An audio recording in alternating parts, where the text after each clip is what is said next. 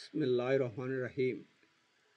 ভূরাজনৈতিক এবং psychological aspect বা মনস্তাত্ত্বিক আহ, ধারায় বাংলাদেশের রাজনীতি এবং রাজনৈতিক দলগুলোর ভবিষ্যৎ এবং বিভিন্ন রাজনৈতিক নেতাদের কার্যকলাপ সম্বন্ধে কিছু আলোকপাত করার জন্য আজকের এই প্রয়াস।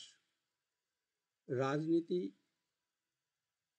যে শব্দ পলিটিক্যাল যে শব্দটা, সে শব্দটা হলো যে গভর্নস করা একটা এরিয়ার বা রাষ্ট্রের। এটা এসছে প্রথম যে যে রাজা প্রজারা কোনো এরিয়ায় বা ওখানে শাসনভার রক্ষা দেখতেন বা পরিচালনা করতেন, সে মানে সেই ধারা বা সেই পদ্ধতির থেকে এসেছে। কিন্তু আমাদের বাংলাদেশে যে আমরা কোনো রাজা বা সম্রাট দিয়ে শাসিত নয়, আমরা আমাদের জনগণ দ্বারা এটা প্রতিনিধি আমরা নির্বাচিত করি এবং সে প্রতিনিধি সে তার তাকে দায়িত্ব দেওয়া হয় যে এই রাষ্ট্রের শাসনভার চালানোর জন্য। সুতরাং এখানে পলিটিক্সটা যে রাজনীতি যে শব্দটা বাংলায় যে শব্দ ব্যবহার করা হয়েছে অভিধানে, আমি একজন এই মনোবিজ্ঞানী চিকিৎসা বিজ্ঞানী হিসাবে আমার মনে হয় যে এটা উপযুক্ত শব্দ নয়। এটা বরঞ্চ বৈপরীত্য আছে। এটা রাজনীতি না বলে জননীতি বা এই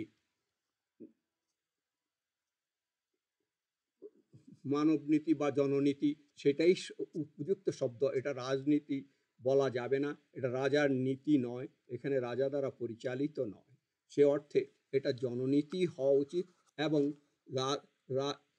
রাজনৈতিক নেতা সেটা না বলে জননেতা বলা হওয়া উচিত। যে এই দলের জননেতা, ওই দলের জননেতা, এই দলের সম্পাদক জননেতা, ওই দলের সম্পাদক জননেতা বা বা প্রেসিডেন্ট বা সভাপতি, এইভাবে বলা উচিত। আমাদের কখনোই মানে কোনো সময়ই এটাকে রাজার নীতি বা রাজনীতি বলা উচিত হবে না এবং এটা জননীতি বলা উচিত। এক। দ্বিতীয়ত হলো যে আমরা সাধারণ মানুষ এক নির্বাচনের মাধ্যমে বা যে কোনো পদ্ধতির মাধ্যমে কোনো প্রতিনিধিকে নির্বাচিত করি, তাকে যখন আমি তার দায়িত্বভার দেই, তাকে সম্মানিত বা মাননীয় মহামান্য বলবো আমরা কেন? অন দ্য আদার হ্যান্ড, তাকে যেহেতু জনগণ তাকে প্রতিনিধি মানে সাধারণ মানুষ তাকে নির্বাচিত করেছেন, জনগণ তাকে নির্বাচিত করেন, জনগণকে সে মহামান্য হিসাবে অভিহিত করবেন। ধরুন আপনার একটা প্রতিষ্ঠানে আপনি কাউকে চাকরি দিয়েছেন, তাকে ম্যানেজার বানিয়েছেন, আপনি মহামান্য ম্যানেজার বলেন? যে যে প্রতিষ্ঠাতা সে তাকে বলার সময় কি মহামান্য ম্যানেজার বলেন যে ওই ম্যানেজার বা উনি যে পরিচালক, ওনার নাম বলেন মিস্টার অমুক অথবা মিস্টার সাহেব অমুক সাহেব ইত্যাদি, তিনি সম্মানিত মহামান্য বলেন না। সুতরাং আমরা যে সাধারণ মানুষ যাকে নির্বাচিত করে তাকে প্রতিনিধিত্ব দিচ্ছি বা করার রাষ্ট্রভার দিচ্ছি, তাকে আমাদের তরফ থেকে মহামান্য বা সম্মানিত ইত্যাদি বলার কোনো সুযোগ নেই। বরঞ্চ যাদেরকে প্রতিনিধিত্ব দিয়েছি তারা জনগণকে কথা বলা, জনগণের উদ্দেশ্য বলার সময় মহামান্য বলা উচিত বা সম্মানিত কোনো শব্দ ব্যবহার করে কথা বলা উচিত। এটাই প্রচলিত হওয়া উচিত আমাদের দেশে। অন্তত পৃথিবীতে কোথাও না থাকুক, আমরাই প্রথম সেটা যদি হয় সেটা আমরা করে যাব ইনশাল্লাহ ভবিষ্যতে।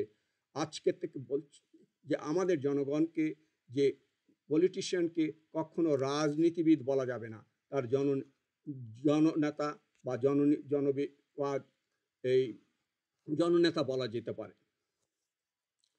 আর অফকোর্স যে ক্ষেত্রে যে রাষ্ট্রের যে কর্মচারী থাকবেন, তারা যখন ওই রাষ্ট্রের নির্ধারিত বা নির্বাচিত যে প্রতিনিধি থাকেন, সেই প্রতিনিধিকে সে কর্মচারী তারা তাকে সম্মানের সহিত কথা বলবেন। জনগণ তাকে রাষ্ট্রের প্রধানকে, রাষ্ট্রের রাষ্ট্রপতিকে অথবা প্রধানমন্ত্রীকে সম্মানিত মহামান্য বলা প্রশ্নই ওঠে না। এটা আমাদের এটা পরিহার করা উচিত এবং সেদিকে লক্ষ্য রাখা উচিত। এবার আসি যে বাংলাদেশের এই ভূখণ্ড, আমাদের যে বাংলাদেশ, এই ভূখণ্ডের রাজনীতি, এই ভূখণ্ডের সমাজনীতি বা আমাদের যে এটাকে জননীতি যদি আমি রাজনীতি হিসাবে বলে যাচ্ছি যে বা এই সেটা, কারণ এখন যেটা ভবিষ্যতে হয়তো জননীতি হয়তো প্রতিষ্ঠিত হওয়া উচিত সে অর্থেই, তারপরেও আমি সে মানুষের সুবিধার্থে সে অর্থে, অর্থাৎ আমার এই বক্তব্য যাতে সবাই বুঝতে পারেন সে অর্থে আমি সে রাজনীতি বা রাজনেতা সেভাবেই এখানে বলে যাচ্ছি। যদিও আমার বক্তব্যের প্রারম্ভে আমি বলেছি যে এটা রাজনীতি না বলে এটা জননীতি বলা উচিত, আর রাজনৈতিক নেতা না বলে জননেতা বলা উচিত। তারপরে আমি আমার শব্দগুলোকে হয়তো রাজনীতি বা রাজনৈতিক নেতা হিসাবে হয়তো আমার কোনো বক্তব্য চলে আসবে, আপনারা সে অর্থে আমাকে হয়তো ক্ষমা করবেন অথবা একটু বুঝে নেওয়ার চেষ্টা করবেন। আমাদের এই ভূখণ্ডে এই বাংলাদেশের রাজনীতিটা এই নির্ভর করে দুটো প্রধান পয়েন্টের উপরে। দুটো প্রধান পয়েন্ট হলো, এক নাম্বার হলো এই ভূখণ্ডের মূল জনগোষ্ঠীর পরিচয়টা কি। এই ভূখণ্ডের মূল জনগোষ্ঠীর পরিচয় হলো, জনগোষ্ঠীরা তারা একটা ইসলাম অর্থাৎ ইসলাম ধর্মে তারা অনুসারী এবং এর অর্থ হলো মুসলিম। এই ভূখণ্ডের মূল জনসংখ্যা হলো মুসলিম জনসংখ্যা। সুতরাং এখানে আর দ্বিতীয়ত হলো এই ভূখণ্ডের দুটা পয়েন্ট বলছি, একটা শেষ জনসংখ্যার উপরে, জনসংখ্যা সেটার উপরে খুব লক্ষ্য রাখতে হবে। আমি পরবর্তীতে ডিসকাশন আসছি ভিন্ন মানে দুটা পয়েন্টের উপরে। আর দ্বিতীয়টা পয়েন্ট হলো এই ভূখণ্ডের ইন্ডিয়ার আগ্রাসন থেকে এই ভূখণ্ডকে রক্ষা করতে পারবে তার উপরে ডিপেন্ড করে। এই দুই হলো। আর এখন আমি এই মূল জনসংখ্যা যে মুসলিম, সেই মুসলিম জনসংখ্যার উপরে যে দল, যে নেতা একে ইসলাম অথবা মুসলিম জনগোষ্ঠীকে, সংখ্যাগরিষ্ঠ জনগোষ্ঠীকে তাকে অন্তরের সহিত মানে মনোনয়ন দিয়ে সে তার জনগোষ্ঠীকে তার মূল, তার চাহিদা, তার আকাঙ্ক্ষা, তার সমৃদ্ধি, তার সমস্ত কিছু দিকে লালন করতে পারে অন্তরের থেকে, তাহলে সেই নেতা বা সেই দল এই রাষ্ট্রে, এই ভূখণ্ডে, এই বাংলাদেশে হয়তো একটা সময়ে রাজনীতি অথবা তার দলের নীতি সেখানে তার পরিচালনা বা কন্টিনিউ করার সুযোগ থাকবে। যদি সেখানে যদি এই মূল জনগোষ্ঠীকে রক্ষা বা মূল জনগোষ্ঠীর প্রতি একটা আন্তরিকতা না রেখে কপটতা অথবা ইসলাম এই সেকুলারিজমের কোর্তা পরে অথবা সেকুলারিজমের একটা ভাব ধরে সে যখন এই মুসলিম জনগোষ্ঠীকে রক্ষা করতে যাবে, মনে রাখতে হবে ইসলামের সাথে সেকুলারিজমের কোনো সম্পর্ক নাই। ন্যায়ের সাথে অন্যায়ের যেন বিন্দুমাত্র 0.11% কোনো সম্পর্ক থাকে না, তাহলে ন্যায় থাকে না। ঠিক ইসলামের সাথে সেকুলারিজমের কোনো সম্পর্ক নাই। সেকুলারিজম, ইসলাম সর্বোচ্চ। যদি একটা মানুষ ইসলাম বা একটা গোষ্ঠী ইসলাম ফলো করে সত্যিকার অর্থে, তার কাছে একটা ভিন্নধর্মী অথবা একটা পোকামাকড় অথবা একটা গাছপালা, অর্থাৎ এই আল্লাহর এই মখলুকাতের ভিতরে যে কোনো জীব, ওখানে যে কোনো বস্তু তার কাছে নিরাপদ। যদি সেই মুসলিমের কাছে নিরাপদ না হয় তাহলে সেই মুসলিম হতে পারে না। এটা according to Quran, according to আল্লাহর বাণী হিসাবে, আল্লাহর নির্দেশ অনুযায়ী। সুতরাং আল্লাহ তাআলা কোরআনে এক জায়গায় বলেছেন যে একটা মানুষকে অন্যায়ভাবে তাকে হত্যা করে, সে সারা জাহান্নামের মানুষকে হত্যা করে। এর অর্থ হলো একটা মানুষকে অন্যায়ভাবে হত্যা করলে তাকে তার সারা জাহানে যতটা মানুষ আছে তাকে প্রত্যেকটা মানুষকে মৃত্যুর যে আযাব বা যে পরিমাণ তার শাস্তি, তার প্রত্যেকটার জন্য ইন্ডিভিজুয়াল সে শাস্তি দেন। আল্লাহ বলেছেন আমি সর্বশক্তিমান, আমি পরাক্রমশালী, বাট ন্যায় বিচারক, আমি জুলুমবাজ না। এর অর্থ হলো আল্লাহ যা বলেছেন তার ভিতরে কোনো বিন্দুমাত্র সন্দেহের অবকাশ থাকার কারণ নেই। এখন একজন মুসলিম যদি সে যদি আর একজন মুসলিম বলতে কাকে বোঝায়, আমি অনেক আলেম অথবা ইসলামিক স্কলারের সাথে আলাপ করেছি, আমি অনেক সময় বুঝতে চেষ্টা করেছি ওনারা কি বোঝাচ্ছেন। তিনি মাহফিল অথবা ওয়াজ মাহফিলে করেন বা বক্তব্য দেন, অনেক মানুষকে তিনি বসিয়ে রাখতে পারেন, কথা শোনাতে পারেন, সেই অর্থে তিনি কি বোঝাতে চাচ্ছেন।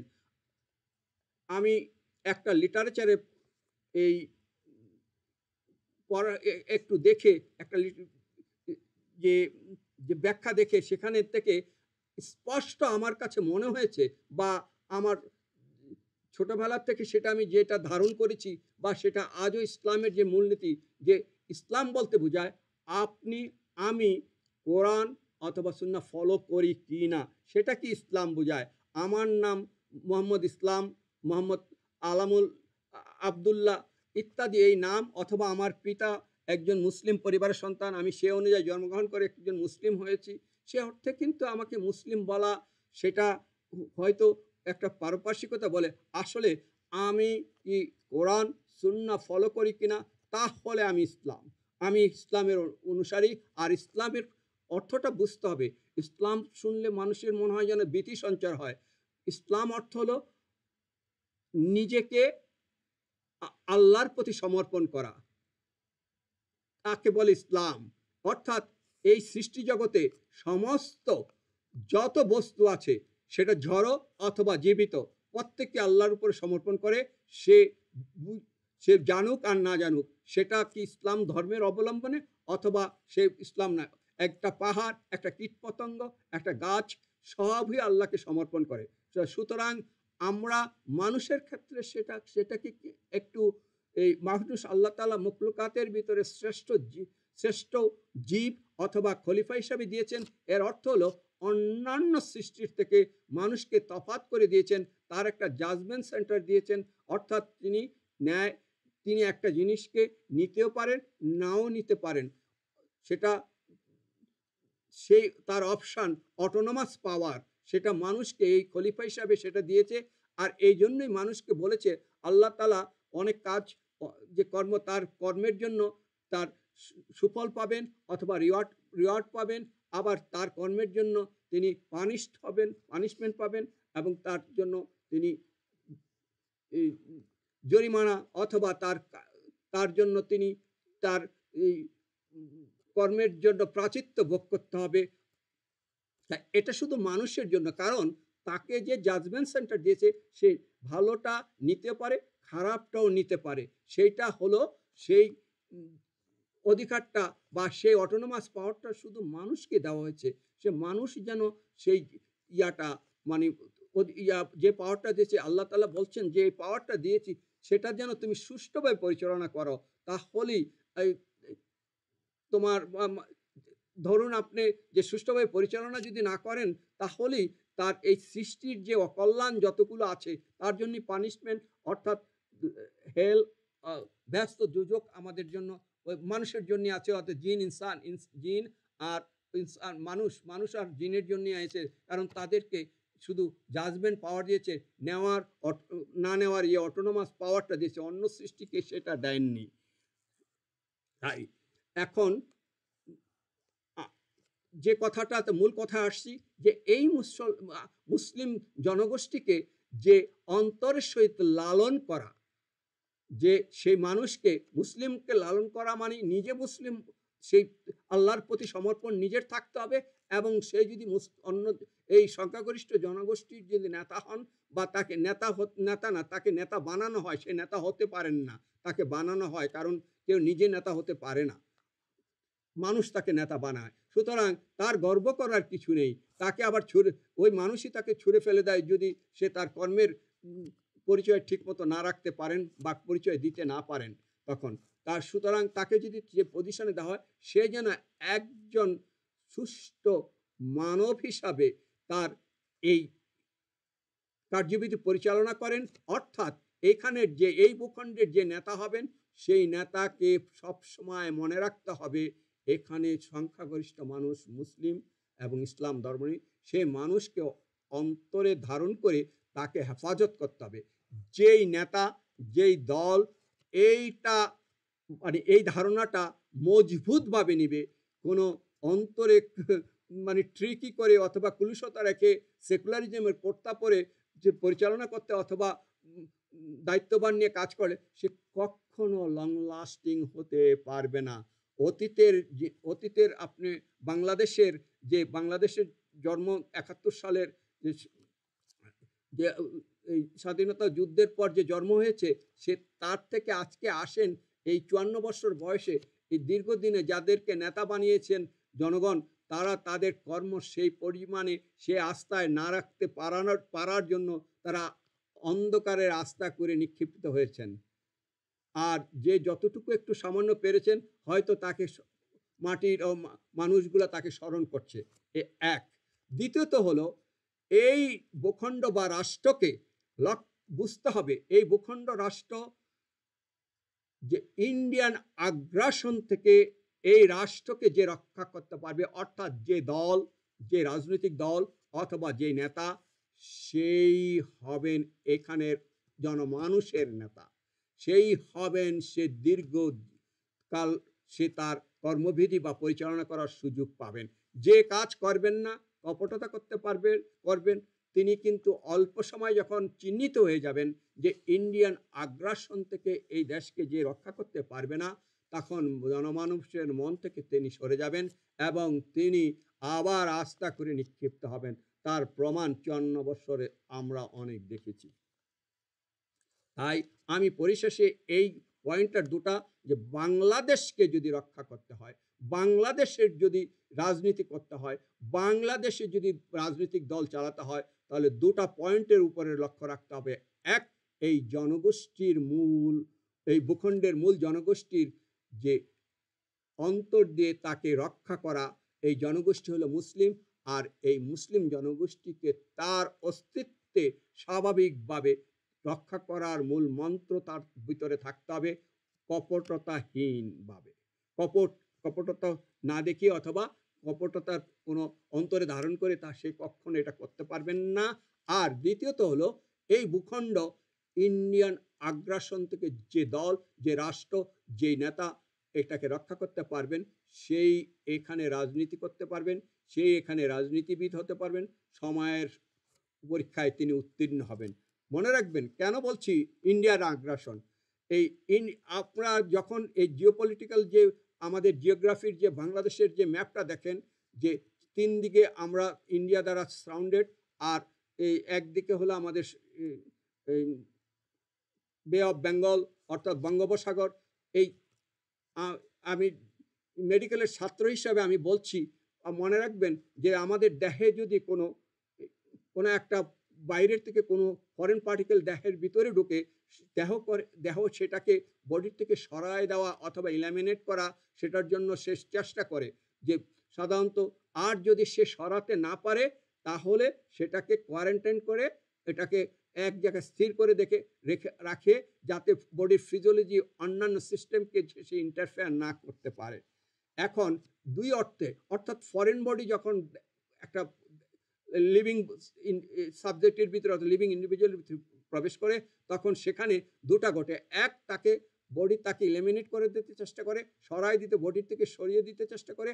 আর যদি না পারে তবে তার কোয়ারেন্টাইন অর্থাৎ তার গতিবিধি সীমাবদ্ধ করে ফেলে। আপনারা এই অনেক সময় একটু গ্রামের মানুষের জন্য বলছি, যারা হয়তো বুঝতে সুবিধা হবে, যখন আপনি কোনো একটা কাটা অথবা শিং মাছের ফাল যদি আপনার কেউকে আঘাত করে বা শিং মাছ আঘাত করে, সেখানে যদি কোনো অংশ, শিং মাছের ফালের অংশ কোনো থেকে যায়, তাহলে সেটা যদি বের করা না হয়, তখন দেখবেন ওখানে শক্ত হার্ড হয়ে যায়। এর অর্থ হলো বডি চাচ্ছিল ওটাকে ল্যামিনেট করছে, সেটা পারছে না, ফলে সে ওটাকে কোয়ারেন্টাইন করে চারিদিকে লেয়ার তৈরি করে আমাদের রক্তের সংস্পর্শের সাথে থেকে বিচ্ছিন্ন করে দিয়ে সে তাকে কোয়ারেন্টাইন করে লেয়ার বিচ্ছিন্ন করে রাখে। ফলে দেখবেন যে ওখানে একটু শক্ত হার্ড হয়ে থাকে। এই অনেক সময় আমরা এটাকে ফাল বলি গ্রামের ভাষায়, যাই হোক। সেই ঠিক ইন্ডিয়ার আমরা যে জিওগ্রাফিক্যাল ইয়াতে আছি, বর্ডারে আছি বা জিওগ্রাফিক্যাল অবস্থানে আছে আমার দেশটা, সেই দেশটা আমরা কিন্তু ইন্ডিয়ার জাস্ট পেটের ভিতর আছি, একটা জিওগ্রাফিক্যাল মানে ওদের টিউমারের মতো ভিতরে আছি।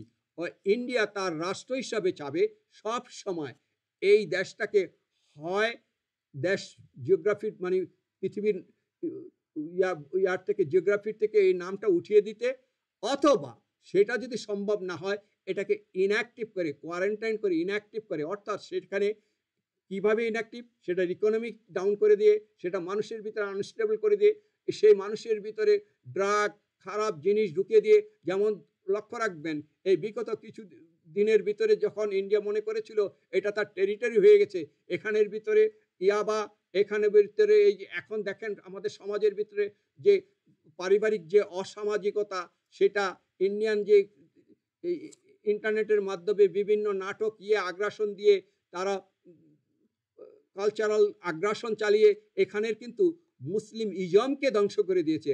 অর্থাৎ তাদের পলিসি হলো এখানে কৃষ্টি কালচারকে যদি আপনি ডেস্ট্রয়েড করে দিতে পারেন, তাহলে এটার ইকোনমি, এটার মানুষের বিট মজবুত যে ধারণা, সেটাকে যদি হালকা ডাইলুট করে দিতে পারেন মানুষের ভিতরে, তখন এখানে তাকে কোয়ারেন্টাইন করে অর্থাৎ এটাকে ইনঅ্যাক্টিভ করা খুব সহজ হবে। এই মানুষের যদি টোটাল জনগোষ্ঠী একটা ইসলামিক মন্ত্রে থাকে, এক ধারায় থাকে, তাহলে এখানে কোনো ক্ষতিগ্রস্ত করার সুযোগ থাকে না। তাহলে এই ভূখণ্ডের, আমি আগেই বলেছি, এই ভূখণ্ডের প্রধান দুটা ধারার ভিতরে একটা হলো এখানের জনগোষ্ঠী হলো মুসলিম জনগোষ্ঠী। সুতরাং তার মুসলিমত্বকে একটা আঘাত আনতে হবে, তাকে ডাইলুশন করে, তাকে হালকা করে দিতে হবে। তাহলে তার ইসলাম নামে বলবে ইসলাম, কাজে থাকবে না। এইখানে এই জন্যই বাংলাদেশে সবাই হয়তো এই ইসলাম মুসলিম বলা হয়, কিন্তু ইমানদার বাংলাদেশে খুঁজে পাওয়া যায় না। কেন ইমানদার খুঁজে পাওয়া যায় না? ইমানের অর্থ হলো অন্তরে বিশ্বাস করা, মুখে স্বীকার করা, তদ অনুযায়ী কাজ করা। তাহলে আমরা আমাদের মসজিদে যখন আমরা যাই, তখন 7তলা 8তলা মসজিদ, 10তলা মসজিদ, ইভেন গুলশান 2-এর যে মসজিদ, নামাজে গিয়ে যদি আপনি 10 মিনিট পরে যান, রাস্তায় জায়গা পাবেন না নামাজ পড়ার জন্য। এই ভদ্রলোকগুলো, এই মানুষগুলোই তো বাংলার মানুষ, এরাই তো বাংলাদেশ থাকেন এবং বাংলাদেশকে পরিচালনা করেন। তাহলে বাংলাদেশের আজও কেন বাংলারে বল? তাহলে ওখানে যদি 1% ইমান না থাকতো, তাহলে বাংলাদেশের অবস্থান এরকম হতো না, হতো না, হতো না। এটা কোরআন এবং আল্লাহর নির্দেশ অনুযায়ী যদি তারা সেই ধরনের ইমানদার, অন্তরে বিশ্বাস করা, মুখে স্বীকার করা, তদ অনুযায়ী কাজ করা, যদি সে অনুযায়ী চলতেন, সেই যদি মানতেন, তাহলে বাংলাদেশ যে পরিমাণ মানুষের আইকিউ আছে পৃথিবীর বিভিন্ন দেশে, আমি বিভিন্ন দেশ ঘুরেছি, বিভিন্ন দেশ দেখেছি, এবং সেটা অনুযায়ী আমাদের দেশের মানুষের আইকিউ যে পরিমাণ বেশি, সেই পরিমাণ মানুষকে, এবং আমাদের টোটাল জনগোষ্ঠী প্রায় 18 কোটি, তার ভিতরে সিংহভাগ হলো ইয়াং জেনারেশন। এই জেনারেশনকে যদি আমরা সঠিকভাবে নির্দেশনা দিতে পারি, তাহলে এটা পৃথিবীর একটা অল্প দিনই একটা স্বাভাবিক এবং গ্রহণযোগ্য রাষ্ট্রে পৃথিবীর বুকে এটা পরিচিতি লাভ করতে পারে। এখন তাই ফাইনালি বলছি, বাংলাদেশকে রক্ষা করতে হলে দুটা পয়েন্ট: এই দেশের জনগোষ্ঠী, মুসলিম জনগোষ্ঠীকে তার অন্তরের সহিত লালন করতে হবে, রক্ষা করতে হবে, আর দ্বিতীয়ত ইন্ডিয়ার আগ্রাসন থেকে এই জনগোষ্ঠীকে বাঁচাতে হবে। তবে একটা কথা আছে, আমি এটা যদি এই ইন্ডিয়ার আগ্রাসন ততক্ষণ পর্যন্ত থাকবে, সেটা আগামী 10 বছর থাকবে না, 20 বছর থাকবে না, 50 বছর থাকবে বা 100 বছর থাকবে, সেটা ডিপেন্ড করবে এই ইন্ডিয়ান আগ্রাসনটা যদি ইন্ডিয়ার সেভেন সিস্টার আর আরাকান রাজ্য, যদি ইন্ডিয়ান 7 সিস্টার যদি ইন ফিউচার, অর্থাৎ নিয়ার ফিউচারে, সেটা যদি তাদের নিজস্ব তাগিদেই যদি তারা সেপারেট হয়ে যায়, নিজস্ব তাগিদে, তাহলে এবং আরাকান রাজ্য যেটা ভারতের বার্মা বা মিয়ানমারের আরাকান রাজ্য, সেখানে মুসলিম সংখ্যাগরিষ্ঠ, সেখানে সেই পার্টটাও যদি একটা আলাদা রাষ্ট্র হয়, তখন কিন্তু জিওপলিটিক্যাল স্ট্র্যাটেজিক যে পরিসংখ্যানটা এটা হবে, বা সে ধারণাটার হবে, পলিটিক্যাল ধারণা, সেটা চেঞ্জ হয়ে যেতে পারে। সেখানে তখন আপনি আর আমি, এই বাংলাদেশ ইন্ডিয়ার পেটের ভিতরে টিউমার হিসাবে থাকার প্রশ্ন থাকে না। তখন আপনার চারিদিকে ছোট ছোট দেশ, অথবা আপনি ভিন্ন দেশের সাথে তখন আপনাকে কম্প্রোমাইজ করে তাদের সাথে রিলেশন, কানেকশন এবং কমিউনিকেশন করে আমাদের সার্ভাইভ করতে হবে। সে সময় পলিটিক্সটা মুসলিম জনগোষ্ঠীর তখনও থাকবে, এটা হাজার বছর কোটি বছর ধরে হতে থাকবে ইনশাআল্লাহ। আর কিন্তু যে ইন্ডিয়ান আগ্রাসনটা যদি তার সেভেন সিস্টার ভেঙে যায়, অর্থাৎ তাদের তাগিদে যদি তারা সরে যায় তার মূল ভারতবর্ষ থেকে, আর আরাকান রাজ্য যদি সরে যায়, তাহলে তাহলে এখানে জিওপলিটিক্যাল যে ইন্ডিয়ান আগ্রাসন থেকে আমাদের সেভাবে চিন্তা না করে তখন সেই অবস্থান থেকে সেই পরিপ্রেক্ষিতে সারাউন্ডিং রাষ্ট্রগুলোর সাথে সম্পর্কিত করে আমাদেরকে সার্ভাইভ করতে হবে। এখন কথা আছে এই রাষ্ট্র ভাঙ্গার, ইন্ডিয়া রাষ্ট্র ছড়ে যাবে কিনা। মনে রাখবেন এই ইন্ডিয়ার সেভেন সিস্টারের ভিতরে যে আমাদের তাদের ভিতরে নাগাল্যান্ডে, যে মনে রাখবেন এখানে কিন্তু ইন্ডিয়ার সব জায়গায় কিন্তু হিন্দু সংখ্যাগরিষ্ঠ নেই।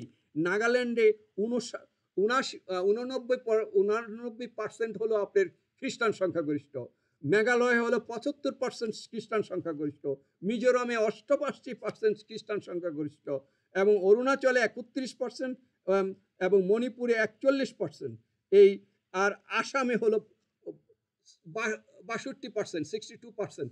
এখন ধরুন এখানে যদি এই সংখ্যাগরিষ্ঠ খ্রিস্টান সংখ্যাগরিষ্ঠটা তা কিভাবে এলো, কিভাবে এই 1800 সালের শেষের দিকে, 1800 সালের এই দিকে প্রথমত সাধারণত এই ব্রিটিশরা যখন এই ভারতবর্ষকে তারা তাদের আয়ত্তাধীন করে নেয়, অর্থাৎ তারা চলে বলে এই ভারতবর্ষকে তাদের হস্তগত করে, তখন তো প্রথম দিকে তারা শাসনভারকে মজবুত করতে চেষ্টা করে, দ্বিতীয় দিকে এসে এখানে তাদের এই এই জনগোষ্ঠীকে তারা একটা মক্ষম হিসাবে পায়, যারা দরিদ্র জনগোষ্ঠী, বিশেষ করে ইন্ডিয়ার সেভেন সিস্টার এরিয়ার ভিতরে তারা অত্যন্ত দরিদ্র, এবং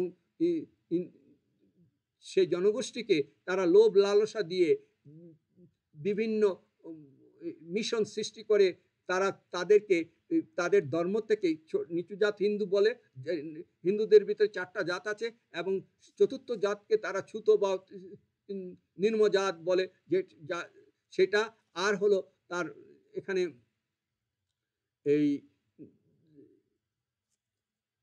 যে ইয়ার অন্য ধর্মের সেই তার সোশিও ইকোনমিক্যাল তাদের কন্ডিশনটা এত লো ছিল, সেখানে তারা সেই মক্ষম সুযোগটা নিয়ে ওখানে কিছু পয়সা, কিছু বাড়িঘর তৈরি করে তাদেরকে এই ধর্মান্তরিত করে, কনভার্ট করে, ওখানে কিন্তু খ্রিস্টান সংখ্যাগরিষ্ঠতা এইভাবে তারা বাড়িয়েছে। সুতরাং ওখানে ওই রাষ্ট্রগুলো যে এই যে ইন্ডিয়া যে তার মোদি সাহেব অথবা ইন্ডিয়ান যে নেতারা যে তাদের ভারতবর্ষকে বা হিন্দুবঙ্গ বা হিন্দবঙ্গ বলা হয়, বা ওটার ভারতবর্ষ হিন্দুদের বাসস্থান, সেটা কিন্তু সেভেন সিস্টারের যদি বেলায় কিন্তু অনেক ক্ষেত্রেই খাটে না। সুতরাং সে অর্থে তারা নিজেদের তাগিদে বিচ্ছিন্ন হয়ে যাওয়ার সম্ভাবনা আছে, সেটা অস্বাভাবিক না। তাহলে এখন এই কথার ভিতরে একটু আসি, আমাদের বাংলাদেশেও যে ভূখণ্ডটা ছিল, ব্রিটিশরা কিন্তু এখানেও এই ধরেন এই যে নীল চাষ করেছে, করেছে, আমাদের এখানেও কিন্তু অনেক অত্যাচার করেছে, অনেক করেছে এবং সুযোগ নিয়েছে। আমাদের যেহেতু মুসলিম সম্রাটদের থেকে, মুসলিম মানে প্রশাসক থেকে, মুসলিম রাজবর্গ থেকে এই ভূখণ্ড, এই ভারতবর্ষ ব্রিটিশরা নিয়েছে। সুতরাং মুসলিমদের উপরে তাদের সবসময় সতর্ক ছিল যে তারা আবার তার রাজ্য ফিরে নেওয়ার জন্য চেষ্টা করে কিনা, এবং সে কারণে হিন্দুদের সাথে তারা টাই করে রুল অ্যান্ড ডিভিশন করে এই ভারতবর্ষে 200 বছর তারা রাজত্ব করেছে। সে অর্থে এই বাংলা এক সময় বাংলাটা ছিল উর্বর ভূমি, সেখানে ফসল ইজিলি ফলানো যেত। আর এই বাংলায় এসে তারা নীল চাষ করে বাংলার মানুষকে তারা অত্যাচার করছে। সম্ভবত আমি যদি ভুল না করি 1886 দিকে যখন এখানে 1800 শতকের শেষের দিকে এসে এই মোটামুটি এখানে একটা পরিসংখ্যান হয়, তখন দেখা হয় যে এই পূর্ব বাংলায়, মানে দ্যাট ইজ বাংলায় মুসলিম সংখ্যাগরিষ্ঠ অনেক হাই। তখন তাদের ভিতরে অনেক মানে এই হিন্দু নেতা এবং ব্রিটিশদের ভিতরে একটা ভিন্ন, একটা আলাদা একটা তাদের চিন্তার খোরাক তখন সৃষ্টি হয়। এখানে তারা ব্রিটিশরা এখানেও কিন্তু এই মানুষকে হতদরিদ্র করেছে, অত্যাচার বেশি করেছে। ভারতবর্ষের সবচেয়ে বেশি অত্যাচার করেছে এই যে এখানে বর্গীরা, এখানে এই যে যত লুণ্ঠন ফুণ্ঠন যত হয়েছে, নীল চাষ, এগুলো আমরা ছোটবেলা বইয়ে পড়েছি, আপনারা সবাই জানেন। সে এখানে অত্যাচার এত বেশি হয়েছে, মানুষকে অত্যাচারের জন্য মানুষকে হতদরিদ্র করতে পেরেছে, মানুষকে এই তার সম্পদ হারা করতে পেরেছে, কিন্তু মানুষকে তার ধর্ম হারা করতে পারে নাই। মানুষকে তার এই সামাজিক বন্ড, অর্থাৎ সেখান থেকে ইসলাম এখানে মজবুত ছিল। এ কারণে ইসলামকে তারা এই মানুষকে ধর্মান্তরিত করে, মানুষকে লোভ লালসা দিয়ে অন্য ধর্মে ধর্মান্তরিত করে, যে সেটা এখানে এই বাংলায় সম্ভব হয় নাই। এই আমাদের বাংলাদেশের ভূখণ্ডে তখন পূর্ব বাংলায় সম্ভব হয় নাই। অন্য জায়গায় যেটা সম্ভব হয়েছে, এই যে আজকের যে নটরডেম অথবা হোলি ক্রস, এটা মিশনের সেন্টার ছিল, এটা মিশনের আইকনিক দ্যাট হেড অফিস ছিল। তারা এখান থেকেই সমস্ত পেরিফেরিতে সমস্ত তারা ব্রিটিশ তাদের এই তাদের খ্রিস্টান ধর্ম প্রচার করার জন্য তারা সমস্ত জায়গায়, এখান থেকে তারা সমস্ত জায়গায় পেরিফেরাল গ্রামগঞ্জে পাঠিয়েছেন, লোককে অত্যাচার করেছেন ইত্যাদি ইত্যাদি। তা কিন্তু তাদেরকে সম্পদহারত করতে পারছেন। এই হয়তো তাদেরকে হতদরিদ্র করতে পেরেছেন, তাদের শিক্ষা, স্বাস্থ্য, তাদের স্বাভাবিক জীবনযাত্রার মানকে তারা কমিয়ে দিতে পেরেছেন, অথবা শিক্ষার থেকে বঞ্চিত করতে পেরেছেন। কিন্তু একটা জিনিস পারেন নাই, তারা মুসলিম থেকে অন্য ধর্মে অর্থাৎ খ্রিস্টান ধর্মে কনভার্ট করতে পারেন নাই, অর্থাৎ এটার থেকে ওটাতে পরিবর্তন করা, লোভ লালসা যে পারেন নাই। সেটার কার কারণ? সেটা হলো ইসলাম এখানে মজবুত ছিল। আর সেই কারণে আজও ইসলাম টোটাল পপুলেশনের সিংহভাগ হলো মুসলিম। তাহলে আপনাদের বুঝতে হবে এই ইসলাম এখানে হাজার বছর, এখানে কোটি বছর আল্লাহর ইচ্ছা থাকবে এবং আরো বিস্তার ঘটবে। আমাদের প্রত্যেকের দায়িত্ব, আমরা যেন নামে মুসলমান না হই, আমরা যেন মুসলিম না হইয়া ইমানদার হই। আমরা যেটা বলি সেটা অন্তরে বিশ্বাস করতে হবে, মুখে স্বীকার করতে হবে, তদ অনুযায়ী কাজ করতে হবে। তাহলে আমাদের বুঝতে হবে আমরা অন্তরে কি বিশ্বাস করি করি না সেটা কিন্তু আমরা জানি না, হয়তো আল্লাহ তাআলা জানেন, কিন্তু আমরা তার কর্মে কথায় সব জানি। সুতরাং কোনো নেতা মুখে কি বললেন আর কাজ কি করলেন সেটা দিয়েও তো আমরা জানি তার ঈমান আছে কিনা। আপনারা আমাকে এই আপনাদের উপরই আমি প্রশ্ন রাখি যে আমাদের দেশের ঈমানদার কতজন আছে? যদি অন্তরে বিশ্বাস করা, মুখে স্বীকার করা, তদ অনুযায়ী কাজ করা, এটা কতজনে করে? আজকের থেকে আমাদের শপথ নেওয়া উচিত, আমাদের বাচ্চাদেরকে মানে প্রজন্মে বাঁচানোর জন্য, বাচ্চাকে ভবিষ্যৎ থেকে রক্ষা করার জন্য, তার প্রজন্মের থেকে প্রজন্মে সঠিকভাবে তারা যার জীবনযাত্রা সঠিকভাবে পরিচালনা করতে পারে, সেটাকে রক্ষা করার জন্য আমাদেরকে কিন্তু আজকের থেকে শপথ নিতে হবে। আমরা যদি মুসলমান হই, আমরা যদি মুসলিম হই, অর্থাৎ ইসলাম ধর্মের অনুসারী হয়। ইসলাম অর্থ হলো নিজেকে আল্লাহর উপরে সমর্পণ করা। মনে রাখবেন, শুধু লা ইলাহা ইল্লাল্লাহ মুহাম্মদ রাসূলুল্লাহ, নাই আল্লাহ, আল্লাহ ব্যতীত কোনো মাবুদ নাই, মোহাম্মদ আল্লাহ তাআলার প্রেরিত পুরুষ এবং শেষ নবী, এটা যদি বলেন, শুধু মুখে বলেন, কোনো লাভ হবে না। কলেমা পড়ে একজন ইসলামে কনভার্ট হতে পারে অন্য ধর্মের লোক, হ্যাঁ এটা সত্য, কিন্তু সেটা মুখে বললেই হবে না, অন্তরে ধারণ করতে হবে, তদ অনুযায়ী কাজ করতে হবে। একটা জিনিস, একটা আমাদেরকে খুব খেয়াল রাখতে হবে, কোরআনের যতগুলো আয়াত প্রথম আসছে, কোরআনের আয়াত যতগুলো আল্লাহ তাআলা জিবরাইলের মাধ্যমে নবী করিম সাল্লাল্লাহু আলাইহি ওয়াসাল্লামের কাছে নিয়ে আসছেন, আপনারা খুব গভীরভাবে, স্পেশালি স্কলার, ইসলামিক স্কলাররা যেন সেই জিনিসটা একটু ভাবেন বা মানুষকে বোঝানোর চেষ্টা করেন যে মনে রাখতে হবে, প্রথম আল্লাহ প্রথম শব্দ বলেছে ইকরা রাব্বি, অর্থাৎ পড়ো আল্লাহর নামে, অর্থাৎ জ্ঞান। তুমি আগে জ্ঞান আহরণ করো, তারপরে সে জ্ঞান তুমি পড়ো আর নিজে আহরণ করো, নিজে জানো, নিজে এটা পালন করো, এই জ্ঞান অর্জন করো। দ্বিতীয়ত হলো পালন করো। তৃতীয়, যখন তুমি পালন করার পর তারপর অন্যকে বলো। চতুর্থ হলো এই অন্যকে বলার পরে যখন সমাজে কোনো মানে আল্লাহর নির্দেশ অনুযায়ী কাজ সঠিক না হয়, সেটা অন্যকে পালন করতে বলো প্রথম। তার যদি সে চতুর্থ হলো সেটা পালন করা যদি কোনো বৈরিত্য দেখা যায় অর্থাৎ অস্বাভাবিক, অর্থাৎ সেটা পালন না করলে তার জন্য কি ক্ষতি হতে পারে অথবা তার তার সুফল এবং কুফল পেতে পারে সেটার জন্য, অর্থাৎ তার তার জন্য রিওয়ার্ড আছে, তার জন্য পানিশমেন্ট আছে আল্লাহ তাআলা। এই সুতরাং আমাদেরকে বুঝতে হবে, প্রথম জ্ঞান নিজে আহরণ করতে হবে, তারপরে সে অনুযায়ী চলতে হবে, সে আহরণ করে জ্ঞান। এবং যখন আমার নিজে যখন আমল করি অর্থাৎ অর্জন আমল, তারপরে প্রকাশ অন্যের সাথে অন্যকে বিস্তার করার পরে তারপরে এটা সুফল কুফল বলতে হবে। এটা অ্যাকর্ডিং টু দ্য কোরআনের যে আয়াত আল্লাহ তাআলা নবী করিম সাল্লাল্লাহু আলাইহি ওয়াসাল্লামকে নবুয়ত দেওয়ার পরে তিনি দিয়েছেন এটা। সুতরাং এই ধারায় আমাদের কিন্তু এটা স্বাভাবিক একটা ফান্ডামেন্টাল থিংস। আপনি যে কোনো জিনিস নিজে আগে জেনে নিতে হবে, সেটা তারপরে নিজে পালন করতে হবে, তারপরে পালন করার পর অন্যকে বলতে হবে, আর অন্যকে বলার পরে তারপরে বলতে হবে এটা যদি পালন না করেন তাহলে এটার জন্য এই সমস্যা হতে পারে। এইটা অন্যকে আগে পালন করতে বলতে হবে, অন্যকে বলতে হবে না পালন করলে ইত্যাদিতে, আগে পালন করে তারপরে আবার সেটা সেই বিস্তারের পর। সুতরাং 4টা ধাপ। তাই আমাদেরকে আগে এই নামেনদারি মুসলমান হয়ে আমাদের এই বাংলাদেশের সমস্যাটা, আমি বিশ্বের ধরেন অনেক জায়গায় যেটাই বলেন না কেন, আমি নিজে ঠিক কিনা, আমি নিজে কথা কাজে ঠিক কিনা, অন্তরে ঠিক কিনা সেটাকে প্রশ্ন। আপনি অন্য দেশকে অন্য মানুষকে বলার যদি বলেন, সেটা আগে নিজে ঠিক না হয়ে নিজে জ্ঞান অর্জন করে নিজে পালন না করে অন্যকে তো বলার ধাপই আসে না। আল্লাহ তাআলা সেই সিস্টেমই রাখেন না।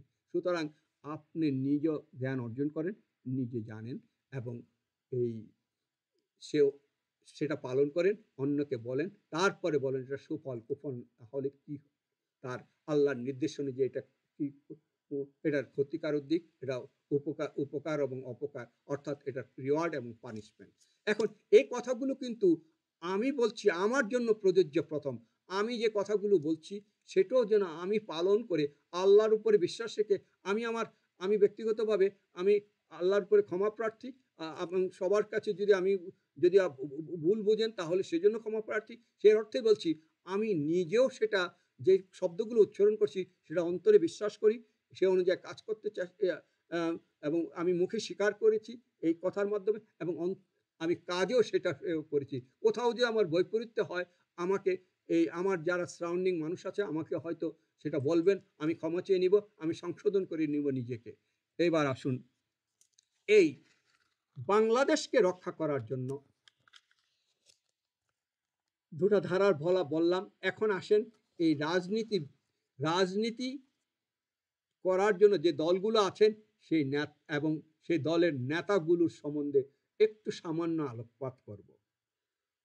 এই যদি বাংলাদেশের রাজনীতিবিদরা যদি এদেশের মাটি মানুষের মনের খোরাক জোগাতে চান, তাহলে আপনাকে প্রথম যে কোনো দল যে কোনো নেতার দুটা পয়েন্ট তাকে মাথায় রাখতে হবে, যা আমি প্রথমে বলেছি। এক, এই ভূখণ্ডের মানুষের মূল টোটাল জনসংখ্যা মানুষের পরিচিতি কি, সেটা কি অন্তরে লালন করতে পারেন কি না, আর সেটা যদি লালন না করতে পারেন, আর এই ভূখণ্ডকে ইন্ডিয়ার আগ্রাসন থেকে আপনি রক্ষা করতে পারেন কিনা। মনে রাখতে হবে ঈমান হলো এমন একটা জিনিস, ঈমান শুধু মুখে স্বীকার করা, অন্তরে বিশ্বাস করা, তদনুযায়ী কাজ করা। এর অর্থ হলো যে আপনি যখন আপনার ঈমান থাকবে, এই ঈমানের একটা রাষ্ট্রকে যখন রাষ্ট্রের প্রতিনিধি আপনাকে বানানো হবে, তখন আপনার ভূখণ্ডকে রক্ষা করা আপনার ঈমানের অংশ হয়ে যায়। অর্থাৎ আপনি যখন ওই রাষ্ট্রের প্রতিনিধি কারোর দ্বারা অন্য জনগণ দ্বারা সাধারণ মানুষ দ্বারা নির্বাচিত হন, তাহলে আপনার দায়িত্ব, আপনি সেটা পরিবারের যদি নেতা হন তাহলে পরিবার, একটা ইউনিয়নের নেতা হলে, থানা হলে, রাষ্ট্রের হলে, যে অবস্থায় হন না কেন, যেখানে নেতা হন, সেই আপনার আপেক্ষিক এরিয়া ভূখণ্ডকে আপনাকে রক্ষা করতে হবে যে কোনো মাত্রায়, অর্থাৎ তার সাথে কোনো কম্প্রোমাইজ করা যাবে না। সেই সাথে আপনার রাষ্ট্রকে, আপনার জীবন, আপনার সম্পদ, আপনার পরিবার যদি চ্যালেঞ্জে পড়ে, যে কোনো চ্যালেঞ্জের সাথে এতে কম্প্রোমাইজ করা যাবে না। রাষ্ট্রের অস্তিত্ব যদি কোনো ক্ষতিগ্রস্ত হয়, রাষ্ট্রকে তার রাষ্ট্রের অবস্থানে রাখতে হবে। আপনি কোনো কম্প্রোমাইজ করতে পারবেন না, তাহলে আপনি নেতা হতে পারেন না। আপনি নেতার বৈশিষ্ট্য আপনার কাছে থাকতে পারে না, কারণ প্রথমে আপনি ঈমানের বরখলাপ করেছেন, নেতার মূল নীতি বরখলাপ করেছেন। সুতরাং আপনি নেতা হতে চাইলে যদি সেটা আপনাকে প্রথমে চিন্তা করতে হবে, এই রাষ্ট্রকে আপনার জীবন, আপনার সম্পদ, আপনার পরিবারের থেকে ঊর্ধ্বে নিতে হবে। যে কোনো পরিস্থিতিতে এই রাষ্ট্রকে কোনো ক্ষেত্রে কম্প্রোমাইজ করতে যাওয়া যাবে না। এই রাষ্ট্রকে কাউকে লিজ দেওয়া যাবে না, লেন্দু লর্জির মতো। এই রাষ্ট্রকে লিজ দিয়ে না পেরে আবার ওই লিজ যেই দেশে সেই দিকে পালিয়ে যেতে পারবেন না, তাহলে আপনি নেতা হতে পারেন না। আপনি এই অনেকে বলে যে এই আমাদের যে শেখ হাসিনা একজন অটোক্রেট। আমি আমার একজন ক্ষুদ্র মেডিকেল ছাত্র হিসেবে আমার ক্ষুদ্র জ্ঞান অনুযায়ী আমি এই চিকিৎসা বিজ্ঞানে যতটুকু কাজ করেছি, দেখেছি, ব্রেনের উপরে কাজ করেছি, তার এর উপরে ভিত্তি করে আমার মনে হয় একজন অটোক্রেট হয় সব সময় অন্তত পক্ষে রাষ্ট্র তার রাষ্ট্রকে অন্যের কাছে বিক্রি করে দেয় না। ধরেন উদাহরণ আছে, মুসলিনি বলেন, এই হিটলার বলেন, অথবা সাদ্দাম বলেন, তিনি কি তার রাষ্ট্রকে অন্যের কাছে দিয়েছেন? এই যে কুর্দিকে মেরেছেন বলেছে, অনেকে বলে যে এই সাদ্দাম তার কুর্দিকে আলাদা করে সেপারেট করে নিয়ে যাওয়ার জন্য রাষ্ট্রকে তারা চেষ্টা করেছিল, সেখান থেকে রক্ষা করার জন্য ওই জনগোষ্ঠীকে হার্ড টাইম দিয়েছেন হয়তো সাদ্দাম হোসেন। তাই তিনি দেশের জন্য হয়তো মানুষের জন্য হয়তো কাউর ক্ষেত্রে অটোক্রেট হতে পারেন, বাট রাষ্ট্রকে তিনি লিজ দেন নাই কাউর হাতে। মনে রাখবেন, কোনো অটোক্রেট রাষ্ট্রকে অন্যের সাথে লিজ দেয় না। আর যে রাষ্ট্রকে লিজ দেয় সে অটোক্রেটও না, সে হলো লেন্দু দর্জি, অর্থাৎ একজন মেন্টালি ইল হেলথ।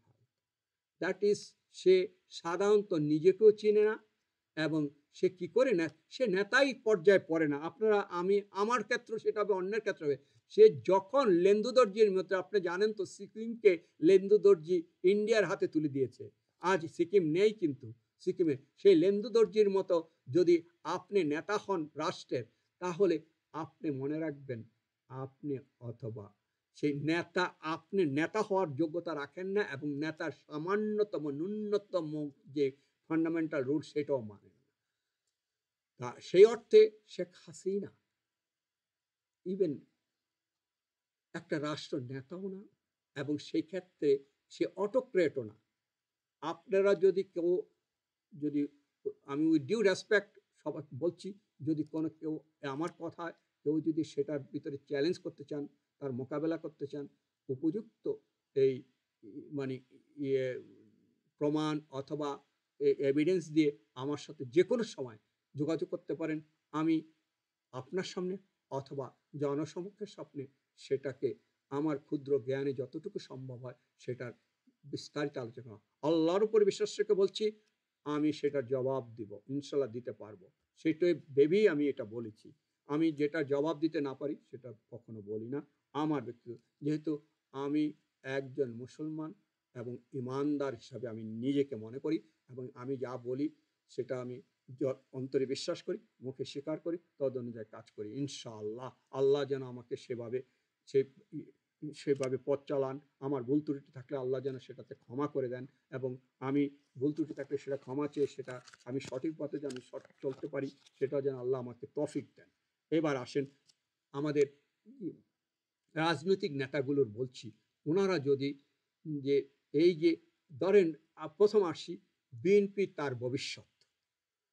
বিএনপিকে অনেক মানুষ, আমি অনেক সব দলের অল্প কথা একটু বলবো, আমার অভিজ্ঞতা বা আমার সাইকোলজিক্যাল আসপেক্টে, আমার সেই জিওপলিটিক্যাল আসপেক্টে, বাংলার এই কৃষ্টি কালচারের আসপেক্টে, ওটার আসপেক্টে আমি বলছি। এই বিএনপিকে মানুষ সাধারণত মাটি ও মানুষের দল মনে করে। এখন সেই দলটা আজ একটা প্রশ্নের ভিতরে সম্মুখীন হয়ে গেছে। অতীতে কেউ কেউ এটা সন্দেহের আঁচলে নিতেন, কিন্তু এখন তারা এভিডেন্স দিয়ে এটা সন্দেহের দ্বারায় পৌঁছে দিয়েছেন, সন্দেহের দ্বারা ইস্টাবলিশ করতে চেয়েছেন, তার প্রমাণও কিছু দেখিয়েছেন। তাহলে যা রটে তা কিছু বটে। তাহলে তাহলে কি আমরা বলবো যে এই বিএনপি, অনেকে বলে চিরামুড়ির মাটি মানুষের দল, সেই দল থেকে বিচ্ছিন্ন হয়ে যাচ্ছে? তার ধরুন, এই একটা কথা খেয়াল রাখবেন, ইদানিং আপনারা এই বিএনপিকে বিএনপিকে হতে হবে এই দেশের অতন্ত্র প্রহরী, অর্থাৎ দুটা পয়েন্ট, যেটা হলো এই দেশের সাধারণ মানুষ, সংখ্যাগরিষ্ঠ মানুষের ধারণাকে, সংখ্যাগরিষ্ঠ মানুষের মন্ত্রকে, তার জীবনযাত্রাকে লালন করে তাকে রক্ষা করতে হবে। সেটা হলো এই মুসলিম জনগোষ্ঠীকে। মনে রাখবেন, আমি সবসময় মুসলিম জনগোষ্ঠীকে বলেছি, একটু ক্লিয়ার করে নিচ্ছি, মুসলিম জনগোষ্ঠী বলতে এখানে সংখ্যাগরিষ্ঠ বোঝাচ্ছি। অন্যান্য যারা আছেন তারাও কিন্তু, যে দেশের সংখ্যাগরিষ্ঠ লোক ভালো না থাকে সেখানে সংখ্যাগরিষ্ঠ লোকও ভালো থাকতে পারে না। আজকে ইন্ডিয়াই বলেন না, ভারতবর্ষে, সেখানে যদি হিন্দু সংখ্যাগরিষ্ঠ যদি লোক ভালো না থাকে, তাহলে সংখ্যালঘিষ্ঠ লোকও ভালো থাকবে না।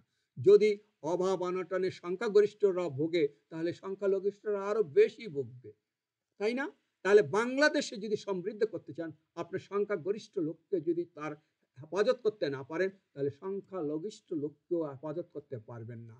আর আমি প্রথমেই বলেছি, ইসলামের মূল মন্ত্র হলো, আপনি যদি ইসলামের দ্বারা হয়, আপনি কোনো বিধর্মী, কোনো পশু, কোনো গাছ গাছটা, আপনি তার উপরে কিন্তু অন্যায়, জুলুম, অবিচার করতে পারেন না। তাহলে আপনি নিজে ইসলামে থাকতে পারবেন না। আর ইসলামকে আপনি সেটা মুখে বলেন, আপনি কার্যকরী মানুষ হিসেবে, ইমানদার মানুষ হিসেবে হতে পারেন না, অ্যাকর্ডিং টু দ্য কোরআন এবং আল্লাহর আদেশ এবং আল্লাহর নির্দেশ অনুযায়ী। সেটাই প্রমাণ করে, কোরআন সেটাই বলছে। এখন তাহলে এই বিএনপি যে এই মুহূর্তে যেটা মানে আমাদের কাছে দৃশ্যমান হচ্ছে, যে কেউ কেউ আমি নেতার কথা প্রমাণ দিয়ে জানাতে চাচ্ছেন, বিশেষ করে কোন কোন নেতা না হয় নাকি এই দেশের এই মানে বাংলাদেশকে যে ইন্ডিয়ার আগ্রাসন থেকে রক্ষা করতে হবে, এটা অনেক বিএনপি নেতার ভিতরই কেন যেন একটা মনে হয়, যেন বললে গা জ্বলে ওঠে। এটা কেন হয়েছে? এটা তো অতীতে ছিল না। অতীতে হয়তো মানুষ আবছা আবছা করে একটু বুঝতো, এখন প্রমাণিত হয়ে যাচ্ছে। কেউ আমার নিজেই আমি বলতে চাচ্ছি না বিএনপির সর্বোচ্চ নেতা, ওনার সাথে আমি দুটো প্রশ্ন করেছিলাম যে আমাদের ভূখণ্ডকে রক্ষা করতে হলে দুটা পয়েন্ট, এই জনগোষ্ঠী এই ইন্ডিয়ার আগ্রাসন থেকে রক্ষা করার জন্য যদি কেউ, কোনো দল, কোনো রাজনীতিবিদ এই যদি তার মনোনয়নে সেই পয়েন্ট দুটাকে সেভাবে লালন না করেন, তাহলে এই ভূখণ্ডের নেতা হতে পারবেন না, আর এই ভূখণ্ডকে রক্ষাও করতে পারবেন না। তিনি বললেন যে এখনকার নাকি রাজনীতি সেভাবে চলে না। তাহলে ফান্ডামেন্টালি মনে রাখবেন, ফান্ডামেন্টালি কিন্তু আল্লাহর যে পৃথিবীর সমস্ত ফান্ডামেন্টাল জিনিস কিন্তু একই। ইলেকট্রন, প্রোটন, নিউট্রন যে গতিতে ঘুরছে, আজ কিন্তু অন্য গতিতে ঘুরে না। পৃথিবী যে মানে হচ্ছে, মানে ফান্ডামেন্টালি রুল সেম। কোথাও আমি বৃহৎ ব্যাখ্যা দিতে যাব না, ওটা ব্যাখ্যা দিলে অন্য পর্যায়ে চলে যাবে, সেটা অর্থে যাচ্ছি না। তো সুতরাং, আর দ্বিতীয় প্রশ্ন ওনাকে করেছিলাম যে একটা বাচ্চা অথবা রাষ্ট্র জন্মগ্রহণ করার পরে তার দুটা জিনিস প্রথম ইম্পর্টেন্ট, একটা হলো তার খাদ্য, সুষম খাদ্য, আরেকটা হলো তার শিক্ষা। এই দুটা দিয়ে যদি তাকে প্রথম গড়ে তাকে ফাউন্ডেশন না দেওয়া যায় রাষ্ট্র অথবা শিশুকে, তাহলে সে তার মনোনয়নে গড়ে উঠবে না, তাকে একটা সুস্থ মানুষ বা সুস্থ একটা স্বাভাবিক এই হিউম্যান বিং হয়ে গড়ে উঠবে না, এবং রাষ্ট্রের সেটা তখন বোঝা হয়ে দাঁড়াবে, এবং সেই মানুষটা আর রাষ্ট্র হয়ে যাবে ভঙ্গুর। তার ক্ষেত্রে, বাংলাদেশের ক্ষেত্রে আমি বলেছিলাম যে বাংলাদেশের শিক্ষা এবং স্বাস্থ্য ব্যবস্থা এত এই 54 বৎসরেও যে 54 বৎসরেও আমরা সেটার কোনো একটা আদর্শিক অবস্থানে পাচ্ছি না বা দেখতে দিচ্ছি না। এই 54 বৎসরে কিন্তু মনে রাখবেন, আমাদের কিন্তু 3টা জেনারেশন পার হয়ে গেছে। 3টা জেনারেশন কিভাবে? প্রথম জেনারেশনটা হলো 72-এর দিকে যে জেনারেশনটা যুদ্ধ করেছে, এই দেশকে স্বাধীন করেছে, সে একটা জেনারেশন, সেটা এবং আর সেই জেনারেশনের পরে আপনি একটা জেনারেশন পার হতে 20 থেকে 25 বছর লাগে একটা জেনারেশন হতে, মানে সৃষ্টি হতে। তাহলে ওই জেনারেশনটা আর এই 54 বছরে 2টা জেনারেশন, এই 3টা জেনারেশন পার হয়ে গেল, এখনো আমাদের স্বাস্থ্য শিক্ষা ভঙ্গুর। আর আর ইভেন আমাদের এখন এই কি ভরে শাড়ি পরে মনে হয় যেন ধুতিতে যাচ্ছি, অর্থাৎ যে বইয়ের কভারের ভিতরে এখন স্বাভাবিকের থেকে গাছগাছড়ার ছবি অথবা একটা সুকুমার বৃত্তির থেকে মূর্তির ছবি চলে যাচ্ছে। অর্থাৎ এই যে রাষ্ট্রের একটা অবক্ষয়, আপনাকে মনে রাখতে হবে এই মূর্তি আসার অর্থ হলো ইসলামকে এখানে সিংহভাগ জনগোষ্ঠীর মূল অস্তিত্বকে ডাইলুশন করে দেওয়া। না হলে এই রাষ্ট্র কোনোদিন করায়ত্ত অথবা হয় ভূখণ্ড জিওগ্রাফির থেকে উঠে দেওয়া অথবা তাকে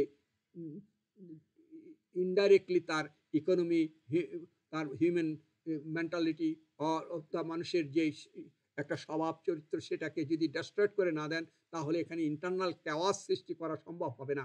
ফলে এটাকে সাপ্রেস করে রাখা যাবে না। তাহলে সেই মন্ত্রী করেছে এবং সেই মন্ত্রী আমরা পা দিচ্ছি। তবে আমাদের অনুরোধ থাকবে সব জনগণের, আমাদের অনুরোধ থাকবে আমাদের মনে রাখবেন, যেহেতু জেনারেশনের কথা বলছি, জেনারেশন তৈরি করার কিন্তু এই একটা লক্ষ্য রাখতে হবে। জেনারেশন তৈরি করার একটা এই যেহেতু 20-25 বছর জেনারেশন তৈরি করা, কিন্তু যদি জন্মের থেকে একটা 18-20 বছর পর্যন্ত আপনি তাকে একটা ফাউন্ডেশন মনোনয়ন না দেন, তাহলে জেনারেশন সেই মানুষটা কিন্তু বড় হয়ে অন্য শিক্ষা পৃথিবীর বিশ্ববিদ্যালয় থেকে সর্বোচ্চ বিশ্ববিদ্যালয় হার্ভার্ড, ইয়েল থেকে ইয়েল হার্ভার্ড থেকে তারা ডিগ্রি, কেমব্রিজ অক্সফোর্ড থেকে ডিগ্রি নিতে পারবে, কিন্তু তারা তাদের ফাউন্ডেশন, তার অভিজ্ঞতা বাড়বে, তাদের মনোনয়নের সেটার পরিবর্তন হবে না। তার একটা প্রমাণ দেখেন, যদি নবী করিম সাল্লাল্লাহু আলাইহি ওয়াসাল্লাম 1 লাখ, কোরআনে বলা আছে 25 জন নবীর বিশদ ব্যাখ্যা দেওয়া আছে। এই হযরত ইব্রাহিম আদম থেকে এই হযরত মুহাম্মদ সাল্লাল্লাহু আলাইহি ওয়াসাল্লাম, নবী করিম সাল্লাল্লাহু আলাইহি ওয়াসাল্লামের কথা খুব অল্প কথা বলা হয়েছে, অন্যদের কথা বিশদভাবে বলা হয়েছে। আর নবী করিম সাল্লাল্লাহু আলাইহি ওয়াসাল্লাম নিজে 1,24,000 পয়গম্বরের কথা বলেছেন। তাহলে এই যে টোটাল 1,24,000 যে পয়গম্বর থাকেন, তাহলে তার ভিতরে এই নবী শেষ নবীকে এই কোন, আমি যদি ভুল না করি, কোন এক নবীকে আল্লাহ তাআলা সে মানে হযরত আদম আলাইহিস সালাম মনে হয় তিনি বলেছিলেন যে আমি প্রথম নবী, আমার এই গুরুত্ব অনেক বেশি ইত্যাদি ইত্যাদি। তখন এই জিবরাইল আলাইহিস সালাম মনে হয় না, যেন আমি যদি ভুল না করি ক্ষমা করবেন, তাও উনিকে বলেছে যে এই নবীর পিছনে যে নবুয়তের একটা সিল আছে, তুমি যখন নবী ইয়াতে চলে আসেন তখন এই আসমানের তারাটা, ওই নক্ষত্রটাকে তুমি দেখতে পেয়েছো বা ওটা ছিল? বলে না, এই সেই নবী।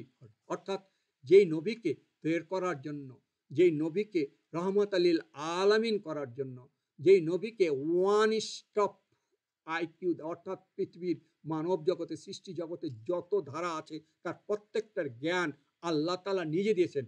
খেয়াল রাখতে হবে, হযরত মুহাম্মদ সাল্লাল্লাহু আলাইহি ওয়াসাল্লামের কিন্তু কোনো শিক্ষক নেই, শিক্ষক স্বয়ং আল্লাহ, স্বয়ং আল্লাহ। যদি হযরত মুহাম্মদ সাল্লাল্লাহু আলাইহি ওয়াসাল্লামের কোনো শিক্ষক থাকতেন, তাহলে বলতো উনি বড় পীর, বড় উস্তাদ, বড় ইয়া। তাহলে আল্লাহ সে কন্ট্রাডিক্টরি রাখেন নাই, সরাসরি আল্লাহ তাকে জ্ঞান দিয়েছেন।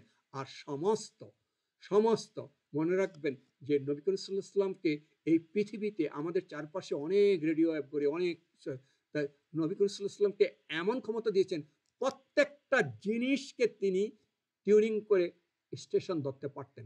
ধরেন আমি একটা উদাহরণ দিচ্ছি, যেমন একটা শর্ট ওয়েভ রেডিও আর একটা one man radio. One man radio দিয়ে আপনি 4 মাইলের ভিতরে আপনি গান বাজনা সংবাদ শুনতে পাবেন।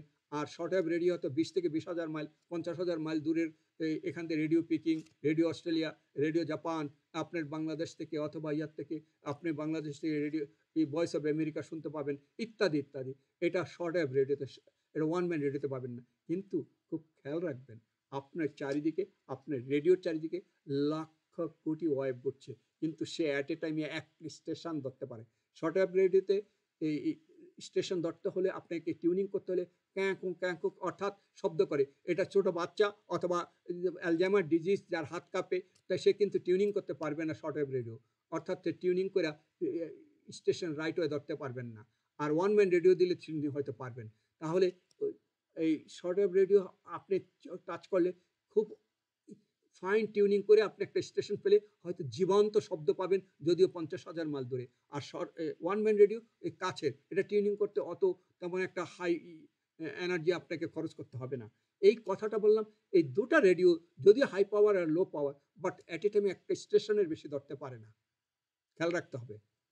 কিন্তু আল্লাহর নবী অন্যান্য নবীদের ভিতরেও অ্যাট এ টাইমে হয়তো একটা স্টেশনে ধরার একটা গুণান্বিত করে দিচ্ছে। আল্লাহর নবী এই পৃথিবীর ভিতরে যত এই আল্লাহর মুখলুকাতে এই ইয়াতে যত রেডিও আছে, তাকে সমস্ত কিছুর জ্ঞান আল্লাহ সরাসরি দিয়েছেন, এবং তার সমস্ত ওয়েব তিনি অ্যাট এ টাইম স্টেশন সমস্ত টিউনিং করতে পারতেন।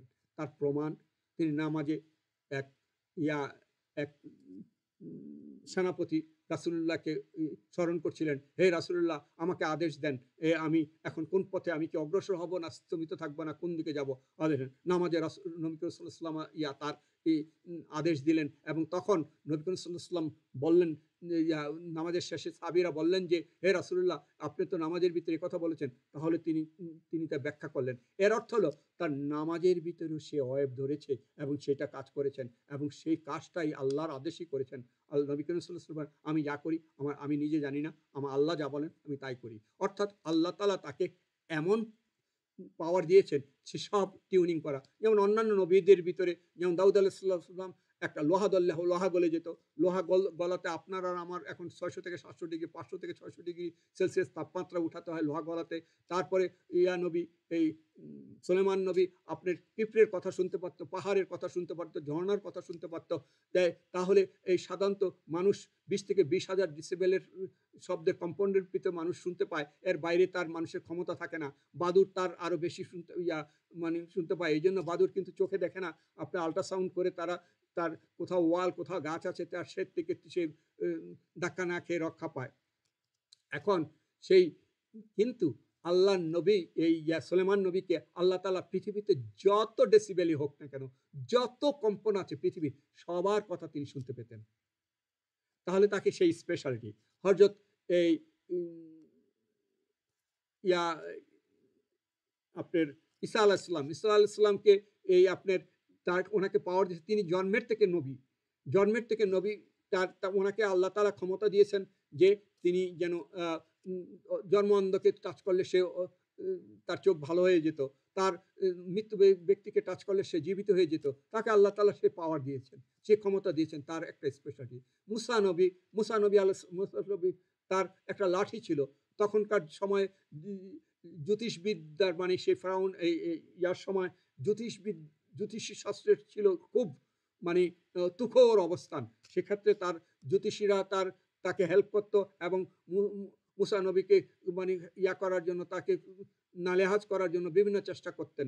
তা আল্লাহ তাকে নির্দেশ দিলেন, হে মুসা তুমি তোমার লাঠিটা তুমি ছেড়ে দাও, তাহলে তার যত প্রকার এই জাদুকররা যা জিনিস তৈরি করতেন তা গিলে খেয়ে ফেলতেন, অর্থাৎ নষ্ট করে দিতেন।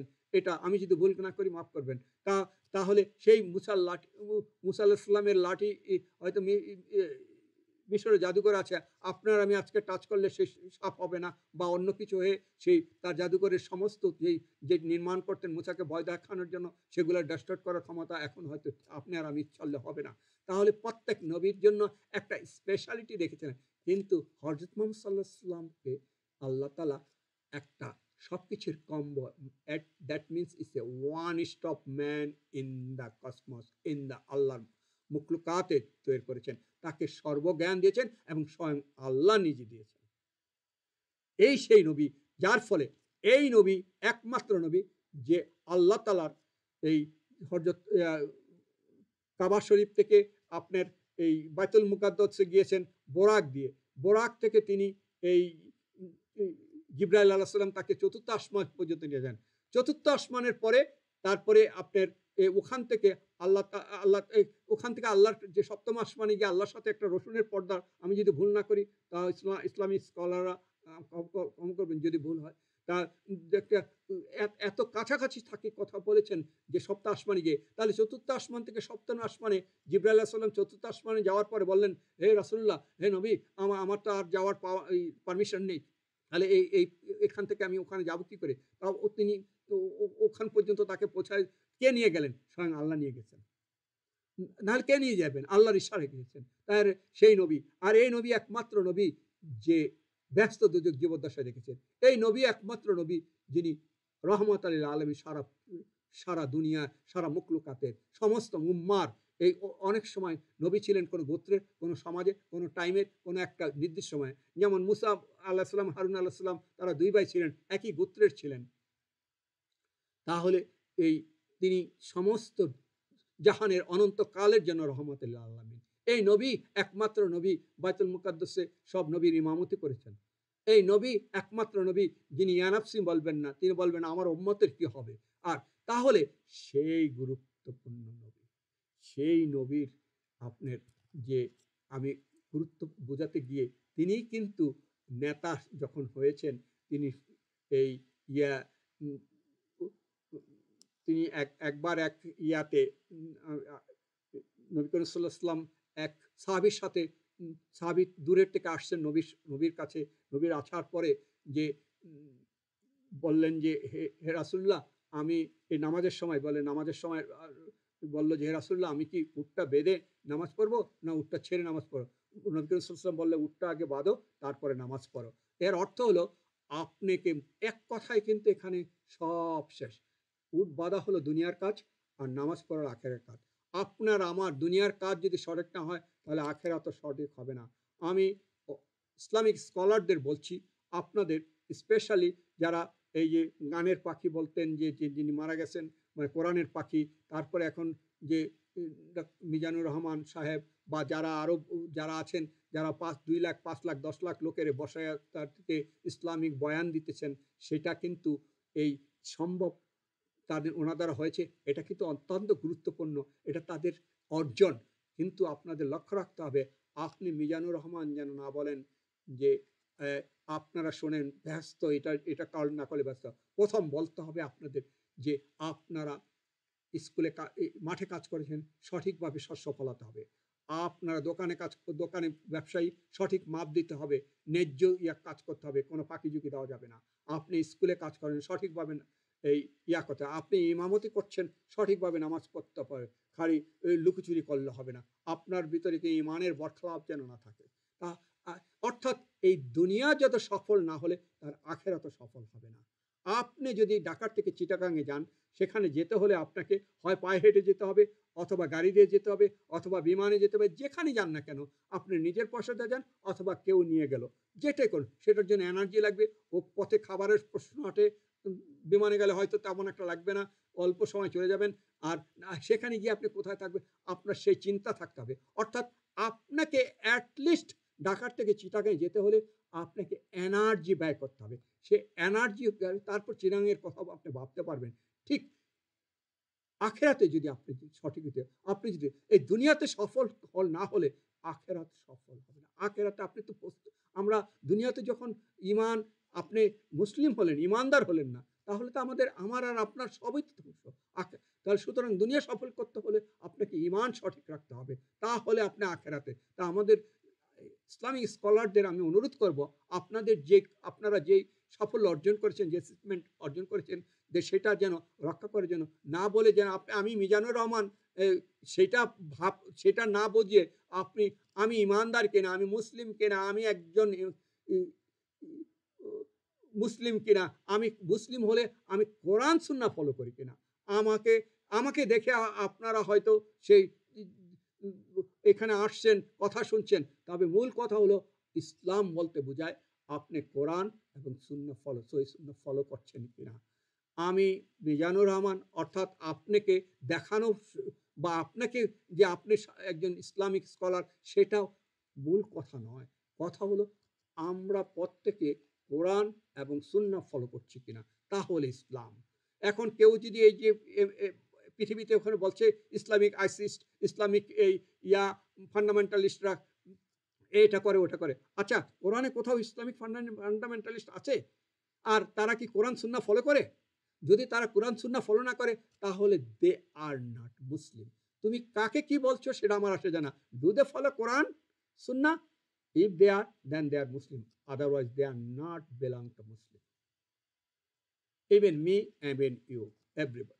So আমাকে আমাদের সবাইকে, আমাদের ইসলামী স্কলারদের বোঝাতে হবে আপনি কি কোরআন সুন্নাহ ফলো করেন কিনা, তাহলে ইসলাম।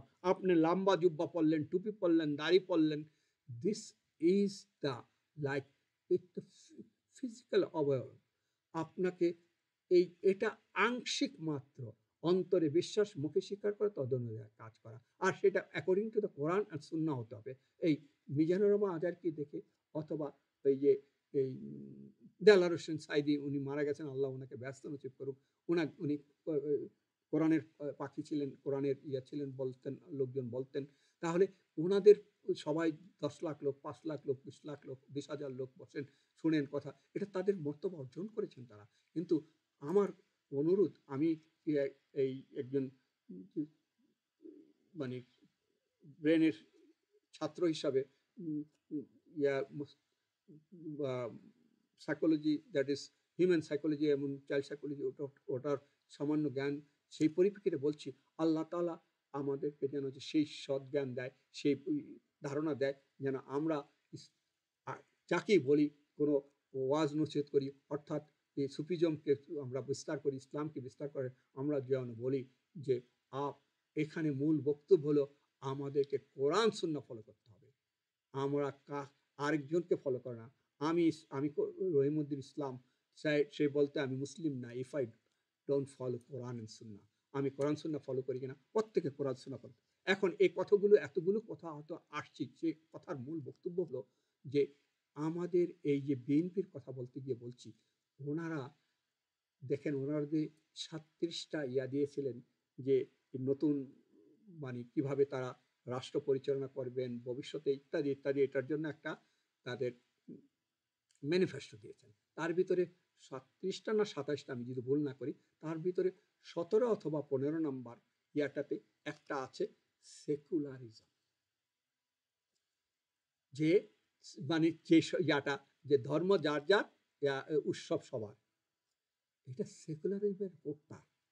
তাহলে আমরা যদি বিএনপি সংখ্যাগরিষ্ঠ মানুষকে লালন না করে, তারা যদি এই সেকুলারিজমের কোটা পরে ওই পার্শ্ববর্তী ইন্ডিয়ার একটু ফেভার পেতে চায়, তাহলে ইন্ডিয়া বিএনপি তাকে আত্মজ্ঞাতি পয়জন খেলো, অর্থাৎ জনমানুষের মন থেকে সরে যাবে। একটা কথা মনে রাখবেন, সাধারণ মানুষ যে চিরামরি নিয়ে যে বিএনপির সভাতে যায়, সেটা হয়তো কিছুদিন চলবে, কিন্তু বিএনপি এই কাজটা করে একটা শিক্ষিত মার্জিত জনগোষ্ঠী, যারা সত্যিকার অর্থে বাংলাদেশকে ভালোবাসে এবং এই বিএনপিকে অল্টারনেট হিসাবে, যে সেই জনগোষ্ঠীকে মুসলিম জনগোষ্ঠীকে রক্ষা করবে মাধুর্যের সাথে, আর হলো ইন্ডিয়ার আগ্রাসনকে রক্ষা করবে, সে আস্থাটা যখন হারায় ফেলবে বা হারায় ফেলতে যাচ্ছে, তার নমুনা অনেকে দেখাচ্ছে, সেটা কিন্তু মারাত্মক ঝুঁকিপূর্ণ। বিএনপির জন্য সায়োনাইড ট্যাবলেট খাওয়া, তাহলে বিএনপিকে বলবে মুদ্রার এপিঠ আর ওপিঠ, অর্থাৎ বিএনপি দেশের অতন্ত্র প্রহরী না হয়ে মুদ্রার এপিঠ ওপিঠ হতে যাচ্ছে বা হওয়ার। তার অনেকগুলো এখন দেখেন, এই যে পত্র পত্রিকায় অথবা ইউটিউবে যারা বলছেন, তারা কিছু প্রমাণ শো করে বলছেন যে বিএনপির কতগুলো নেতা, ঊর্ধ্ব নেতা, আমি নামটা বললাম, মাঝারি থেকে ছোট বা উর্ধ্বের থেকে একটু নিচু, সালাউদ্দিন সাহেব, আমির খসরু সাহেব, তারপরে এই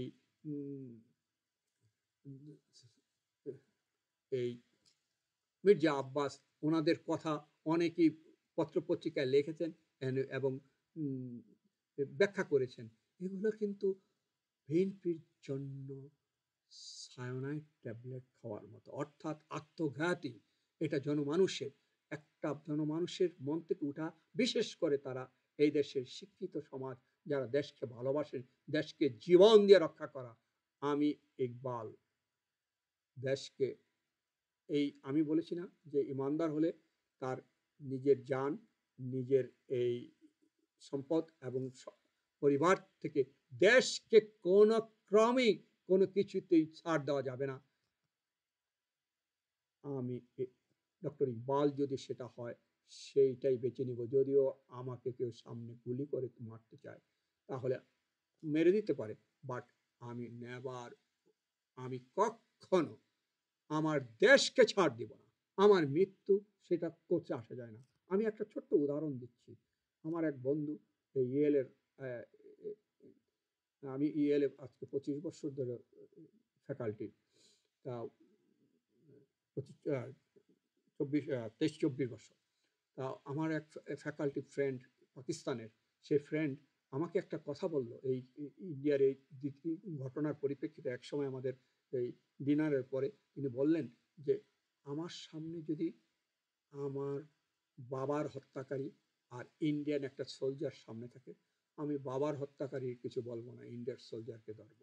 তাদের ভিতরে এমন একটা যে সে পারুক পারাক মানে সে দেশকে রক্ষা করতে পারুক আর না পারুক সেটা বড় কথা না, তাদের ভিতরে একটা যে তার জাতীয় শত্রুটা কে, পাকিস্তান, সেটা তারা চিহ্নিত করেছে এবং তাকে মোকাবেলা করার জন্য মনে হয় যেন সর্বোচ্চ জীবন, অর্থাৎ তাদের জীবন, সম্পদ এবং পরিবারকে পরিত্যাগ করতে পারে রাষ্ট্রের জন্য।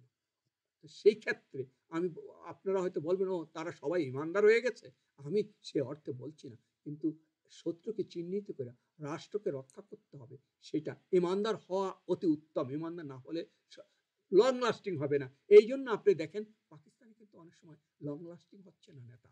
তাহলে কিন্তু একটা ধারা আছে ইমানদার। বাংলাদেশের আপনার যে আমরা চাচ্ছি যে আমাদের প্রধানকে আগ্রাসন করতে চাচ্ছে, সে আগ্রাসনী ক্ষমতাকে, আগ্রাসনী ইয়াকে যেন আমরা সেটাকে প্রোটেক্ট করে, শিল্ড করে আমাদের নিজেকে বাঁচাতে হবে, রাষ্ট্রকে, আমাদের নেক্সট জেনারেশনকে জানিয়ে যেতে হবে। যদি এই রাষ্ট্র এভাবে এই চারিদিকে যে আমি সেভেন সিস্টার যদি তাদের ওই পরিপ্রেক্ষিতে তারা নিজেদের তাগিদে যদি সেপারেট না হয় অথবা আরাকান রাজ্য আলাদা না হয়, তাহলে আমাদের এই জিওপলিটিক্যাল এখন থেকে 150-200 বছর 500 বছর চলবে যদি চলে। আর না হলে ওটা যদি ভেঙে যায় 50 বছর এটার জিওপলিটিক্যাল চেঞ্জ হয়ে যেতে পারে। কিন্তু আমাদের বাচ্চা, আমাদের প্রজন্মকে সেটা সেটা শিখিয়ে যেতে হবে, বোঝাতে হবে যে আমাদের রাষ্ট্রকে বাঁচানোর জন্য কোনো অল্টারনেট নাই। দুটা মন্ত্র, এক, এই রাষ্ট্রের মূল জনগণকে রক্ষা করতে হবে ফার্স্ট। এই মূল জনগণকে রক্ষা করলেই তার সাথে সাথে রাষ্ট্রের যে সংখ্যালঘু অন্যান্য খ্রিস্টান, বৌদ্ধ সবাই রক্ষা পাবেন। আর এবং এই রাষ্ট্রের যে মূল আগ্রাসরিক শক্তি, সেই শক্তিকে মোকাবেলা করে এই রাষ্ট্রকে তার অস্তিত্বকে টিকিয়ে রাখতে হবে।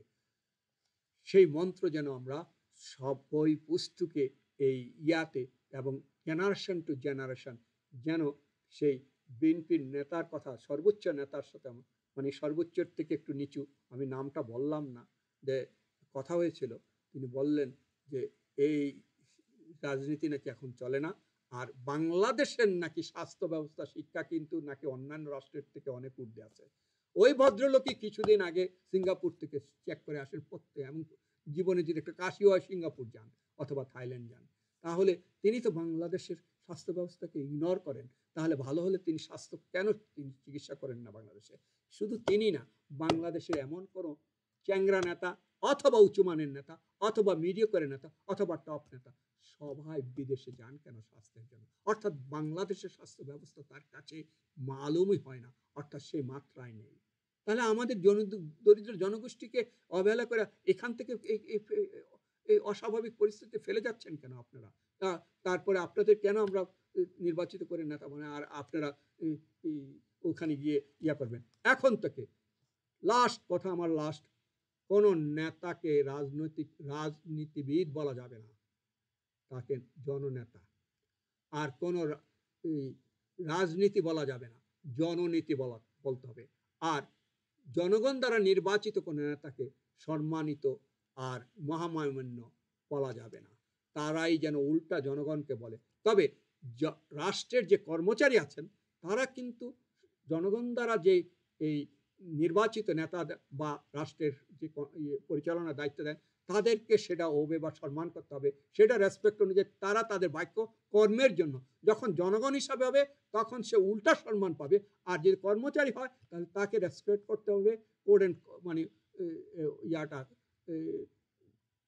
দ্যাট ইজ কর্মের যে কোড অফ কন্ডাক্টের জন্য। না হলে ও ইয়াটা যে সিস্টেম দা যে একটা ধারাবাহিকতা, একটা কমান্ডের যে ইয়াটা নাহলে ব্রেকডাউন হয়ে যাবে। সেক্ষেত্রে কর্মচারীরা সেটা হয়তো বলতে পারে মহামান্য, এই মান্য ও অথবা অসম্মানিত, বাট জনগণ কখনো বলা উচিত নাই কোনো রাষ্ট্রপ্রধানকে, কোনো রাষ্ট্র প্রধানমন্ত্রীকে অথবা কোনো মন্ত্রীকে সম্মানিত বা মহামান্য। কারণ আমার দ্বারা সে ওখানে বসা হয়েছে, আমাদের জনগণ দ্বারা, সুতরাং আমি তার মালিক এবং সংবিধান লেখা আছে জনগণই এই রাষ্ট্রের মালিক। তাহলে জনগণকে সে সম্মানিত বলবে, সম্মানিত মহামান্য বলবে জনগণকে। সে কখনো আমরা জনগণের কখনো তাদের সম্মানিত বলবেন না। এটা আমার এই অনুরোধ, আমি এটা বলছি, এটা আমাদের হয়তো এই আস্তে আস্তে সৃষ্টি হবে। আমরা কোনো রাজনীতি বলবো না, এটা বলবো জননীতি। আমরা কোনো রাজনীতিক নেতা বলবো না, জননেতা বলবো। সেটা জননেতা সলিমউদ্দিন, জননেতা কলিমউদ্দিন, জননেতা মিস্টার আলী, এটা, এবং সে এই দলের ও দলের, ইত্যাদি ইত্যাদি। এই হলো আমার এই বক্তব্য। এই বিএনপির এবং বিএনপির কাছে যেটা আমার আলটিমেট কথা হলো যে বিএনপি যে একটা জনমানুষের আস্থার থেকে যেন অন্ধকার আস্থা কুড়েতে চলে না যায়। বিএনপি আগে মানুষকে সন্দেহ করতো কিছুদিন, এখন মানুষের কাছে দৃশ্যমান হচ্ছে সে এই রাষ্ট্র ইন্ডিয়ার আগ্রাসন থেকে রক্ষা করার ক্ষমতা রাখে না। তাহলে একটা কিন্তু এটা সবচেয়ে আমাদের জন্য ক্ষতিকর যে আমাদের রাষ্ট্রে তাহলে কোন দল এই রাষ্ট্রের জননেতা হবে, এই কোন জনদল হবে, সেই দলকে আমরা এই রাষ্ট্রকে আগ্রাসন থেকে রক্ষা করবে, মূল ভূখণ্ডের মানুষকে, মূল পরিচিতির মানুষকে তাদের লালন করে রাখবে। তাহলে একটা মহা চ্যালেঞ্জের ভিতরে আমরা পড়ে যাচ্ছি। তাহলে আমি সর্বশেষ বলবো, এ কারণেই কিন্তু আমার এই একটা কথা, আমি জানি না বিশ্লেষণে, যে এই যে বিএনপির সর্বোচ্চ নেতা বিদেশে আছেন, তিনি কেন আজকে 9 মাস হলো তাহলে তিনি দেশে ফিরে আসছেন না? তাহলে আমি আমার সাইকোলজিক্যাল অ্যাসপেক্ট থেকে মনে হয় যেন তিনি কোনো আস্থা হয়তো খুঁজে নাও পেতে পারেন, যে নিজের দলের লোকের অথবা তার যেখানে তার ব্যক্তিগত নিরাপত্তা অথবা ভবিষ্যতের কোনো সম্ভাবনা তিনি হয়তো এই মুহূর্তে না পেয়ে, না হলে তিনি ওই মুহূর্তে চলে আসা, বহুত লোক দেশে চলে গেছেন, তার হাল ধরেছেন, তিনি আসছেন না কেন? এটা মিলিয়ন ডলারের প্রশ্ন। তাহলে সেটার যদি ব্যাখ্যা নিতে চান, আমাকে যদি জনগণ চান, আমি ভবিষ্যতে সেটা বৃহৎ ব্যাখ্যা দিব। এখন শুধু আভাসটা দিলাম। এটা মিলিয়ন ডলারের প্রশ্ন, তিনি আসছেন না কেন, তিনি হাল ধরছেন না কেন? তাহলে কি তিনি কি তার নিজের নিরাপত্তার অভাব বোধ করছেন, অথবা নিজে যে পরিমাণ জনগণ তা এই জনমানুষের দল এটা, সেটার থেকে কি এটা বহির্ভূত হয়ে গেল, না কোথাও যেন একটু ফ্র্যাকশন হয়ে গেল, সন্দেহের বাতিক তৈরি হয়েছে কিনা, সেটা কি সে কারণেই তিনি আস্থা কম পাচ্ছেন বললে? তাহলে সেই এটার ব্যাখ্যা যদি বৃহৎ হয়, যদি আমার এই বক্তব্য শোনার পর যদি কোনো আমি এটার রেসপন্স পাই ভালো, তাহলে এই সম্বন্ধে বৃহৎ ব্যাখ্যা দেব। এবার আসি জামাত সম্বন্ধে একটু কথা বলার জন্য। জামাত, বিএনপির কথাটা শেষ করি। বিএনপিকে অনুরোধ করব, আপনারা মাটি মানুষের দলে থাকুন, আপনারা এই দেশের সংখ্যাগরিষ্ঠ মানুষের অস্তিত্বকে লালন করুন, তাহলে সব মানুষকে লালন করতে পারবেন।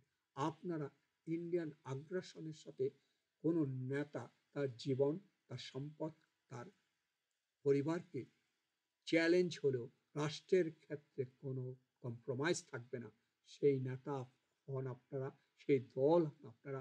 তাহলে আপনাদের কোনো চিন্তা নাই। এটা আপনারাই হয়তো এটা অলিখিতভাবে থাকবেন, যদি না হয় অলিখিতভাবে আবার চলে যাবেন। সুতরাং সেটা আপনাদের ইচ্ছা, আপনারা সেটা বেছে নেবেন কি না। তাহলে সেটা হলে জনগণ বিচার করতে সেটা ভুল করবে না, এটা নিশ্চিত। আমি আমার ব্যক্তিগতভাবে আমি চাই যে এই দেশের সব নেতাই ইন্ডিয়ার কাছে বিক্রি হয়ে যাবে, এটা হতে পারে না। ইন্ডিয়া ক্রেডিট দেখাবে, ভারতবর্ষ ক্রেডিট দেখাবে যে বাংলাদেশের নেতাকে আমি মোল্ড করতে পারি, এনি এটা দিয়ে ওটা দিয়ে ওটা দিয়ে, কম অথবা বেশি, বা লোভ দিয়ে পজিশনে, যে একটা দল থাকবে যাকে মোল্ড করতে পারে না। না হলে সায়ানাইড ট্যাবলেট খাওয়া হবে বিএনপির জন্য। এটা আমার বক্তব্য, আমার প্রাণের আকাঙ্ক্ষা, তারা যেন সেই পথ থেকে পরিহার করে সঠিক পথে থেকে জনমানুষের দল হিসাবে বিস্তার করে এই দেশের প্রতিনিধিত্ব করেন। আর এই ইয়ের জামাত ইসলাম সম্বন্ধে আমি বলছি। আমার জামাত ইসলামের যে জন্মটা এই দেশে, এই ভারতবর্ষে, এটা 1941 সালে 26 অগাস্টে। এটা মওদুদী সাহেব এই তিনি তৈরি করেছেন। তিনি একজন ইসলামিক স্কলার ছিলেন এবং সেই সময় তিনি তার এটা সৃষ্টি করার তার মূল ছিল, যেহেতু ভারতবর্ষে মনে রাখবেন 1941 সালে 47 সালে কিন্তু এটা ভারতবর্ষ থেকে ব্রিটিশরা চলে যায় এবং এটা পাকিস্তান এবং ইন্ডিয়া বা ভারতবর্ষ আলাদা দুইটা রাষ্ট্র হয়। তাহলে সেই 41 সালে যখন তৈরি করেছেন, তখন হলো তার মূল মন্ত্রটা হলো টোটাল, যেহেতু এই ভারতবর্ষে, আমি আমার বক্তব্যের প্রথমে বলেছি, ব্রিটিশরা এখানে এসে এই অত্যাচার করেছে মুসলিমদের উপরে বেশি, এবং মুসলিমকে হতদরিদ্র করেছে, সম্পদ হারা করেছে, জীবন হারা করেছে, কিন্তু তার ধর্ম কৃষ্টি কালচার থেকে তফাৎ করতে পারে না, এটা আমি বলেছি। সুতরাং এটা সে কারণে মুসলিমরা যে বঞ্চিত, মুসলিমরা অশিক্ষিত রয়ে গেছে, মুসলিমদের সুবিধা বঞ্চিত, মুসলিমরা সম্পদ বঞ্চিত, মুসলিমদের নিজের থেকে তাদের জীবনযাত্রার মান এত নিচু, এত করে দিয়েছে, তা হতদরিদ্র করে দিয়েছে। সেইটার থেকে রক্ষা করে মুসলিমকে, টোটাল ভারতবর্ষের মুসলিমকে ইউনাইট করে একসাথে একটা কম্বাইন্ড ফোর্স করার জন্য, একটা মিলন মেলা করে একটা ওয়ানে ফোর্স করার জন্য, যাতে আমাদের অধিকার অর্জন করা যায়, আমরা আমাদের সচেতনতা অর্জন করে তা আমাদের আইডেন্টিটি শো করতে পারি যে we are something, we are matter. সেটাই ছিল তার সেই প্রথম। পরবর্তীতে একটা পলিটিক্যাল নিয়ে সেটাও তাকে মানে ইসলামিক ধ্যান ধারণায় সেটা বলেছে। তবে মনে রাখবেন, কথা আসবে, সেটা কিন্তু পাকিস্তানে এই এই ব্রিটিশ আমলে ভারতবর্ষে সেটা কিন্তু প্রযোজ্য ছিল তার ক্ষেত্রে। হয়তো সেই সময় সেটার একটা এখনো ভারতবর্ষে সেইটা হয়তো থাকে, কিন্তু সেই জামাত ইসলাম তেমন একটা ওভাবে আবেদন রাখতে পারে নাই, কিন্তু সেটার আবেদন এখনো ভারতবর্ষে আছে। কারণ ভারতবর্ষে মুসলিমরা নির্যাতিত, অবহেলিত, সম্পদ হারা, নিজের অস্তিত্ব হারা, জীবন হারা, পরিবার হারা করে দিচ্ছে এবং বুলডোজার দিয়ে বাড়িঘর ভেঙে দিচ্ছে। এটা তাদের রাষ্ট্রীয় প্রতীক হিসাবে দাঁড়িয়েছে। সুতরাং এটা ভারতবর্ষে হয়তো এখন আছে, কিন্তু সে আবেদন নাই জামাতের। বাংলাদেশে কিন্তু সংখ্যাগরিষ্ঠ মানুষ মুসলমান, আমি আগে বলেছি, খুব অল্প সংখ্যক ভিন্নধর্মী। এখানে ইসলাম দিয়ে মানুষকে ইসলাম ধর্মে আনিত করা সেটা মূল মন্ত্র না। একটা কথা খেয়াল রেখেন, এখানে সুফিজমের একটা অ্যাসপেক্ট আছে। সেখানে ইসলামিক দলের যে ইসলাম করে, ইসলাম তৈরি করে দিয়ে সবাই কিন্তু ইসলাম। একটা সাধারণ মানুষ তার গায়ে গামছা, মাথায় টুপি, মুখে দাড়ি, পরায় লুঙ্গি পরে সে জীবনযাত্রা করছে, 5 ওয়াক্ত নামাজ পড়ছে, সে দিব্যি ভালো আছে। সে এবং এখানে ইসলাম একটা স্বাভাবিক সুন্দর, সেটা অর্থে সেটা পালন করছে। তখন কিন্তু লোভ লালসায় তার ইমানের হয়তো ক্ষতিগ্রস্ত কোথাও হচ্ছে, এটা আমি আগে বলেছি, ওখানে যাচ্ছি না। কিন্তু আমাদের জীবনযাত্রা একটা স্বাভাবিক ইসলামিক পথে সাধারণ মানুষে আছে। এইখানে ইসলামকে জড়ো করে জামাত ইসলাম অথবা অন্যান্য ইসলামী দলগুলা সেরকম পলিটিক্যাল মাইলেজ পাবেন না আজ থেকে 150, 60, 70, 100 বছর পরে অথবা 1000 বছর পরে। কারণ সেটা অলরেডি ডান হয়ে গেছে এই সুফিজমের মাধ্যমে। যারা অলি আল্লাহরা এখানে আসছেন, এসে ইসলাম বিস্তার করেছেন এবং সেটারে মজবুত করেছেন। সে কথাটা আমি আগেই বলেছি। 1800 সালের শেষের দিকে এখানে যখন এই জানলো সংখ্যাগরিষ্ঠ, সেখানে অত্যাচার বাড়িয়ে দিল। এখানে মুসলমানকে কনভার্টেড করে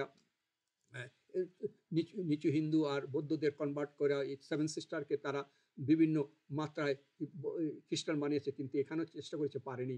সেই অর্থে এইখানের যে সেই ইসলামিজম, মুসলিম সুফিজম এখানে আগেও ছিল, যেটা যেমন ধরেন ওয়াজ মাহফিল করে আল্লাহর কথা বলা, মানুষকে একটু সুন্দর ভাবতে কথা বলা, যে এটা কোরআনে এটা বলছে ইত্যাদি। এই জন্য আমাদের হুজুরেরা, যে আমি 2 জন হুজুর ইসলামিক স্কলারের নাম বলেছি আগে, তারা 50,000 থেকে 5 লাখ লোক, 10 লাখ লোককে বসিয়ে রেখে কথা শোনাতে পারছেন, ইসলামিক বক্তব্য দিতে পারছেন।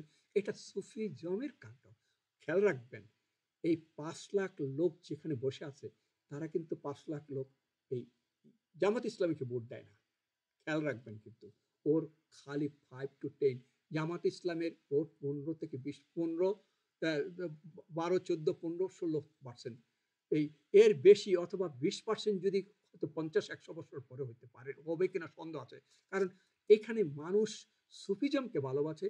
ইসলামিক দল তারা কিন্তু এইখানে ইসলামিক দলের ওখানে কোনো এখানে দরকার নেই। এখানে প্রত্যেকটা মানুষই ইসলাম। এখানে চায় মানুষগুলা স্বাভাবিক জীবনযাত্রায় ইন্ডিয়ান আগ্রাসন থেকে দূরে থেকে নিজের স্বাভাবিক জীবনযাত্রা, ইসলামিক জীবনযাত্রা করতে পারবে কিনা সেটাই মানুষের মূল মন্ত্র।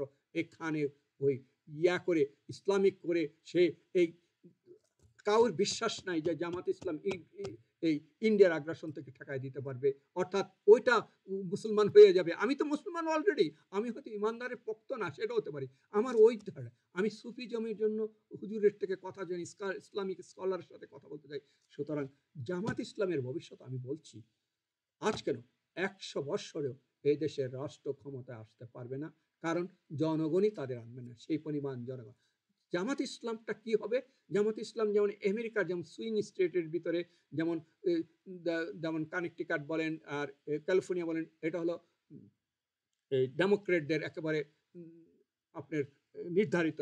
আবার ওই ডালাস ওহাইও ওই যে শোগুলো, তো ওগুলো হলো ইয়ার রিপাবলিকের জন্য নির্ধারিত। ওখানে 100% তার ইয়াটা সব মানে পপুলার ভোট অথবা তার কংগ্রেশনাল ভোট, যেটা সেই ভোট একই ইলেকট্রাল ভোট, সেটা কিন্তু তারা দুই দলের নির্ধারিত থাকে। কিন্তু সুইং স্টেট যেমন মিশিগানের মতো বা ওই অন্য দু একটা স্টেটের মতো, সেখানে হলো তারা নাও রিপাবলিক না ডেমোক্রেট।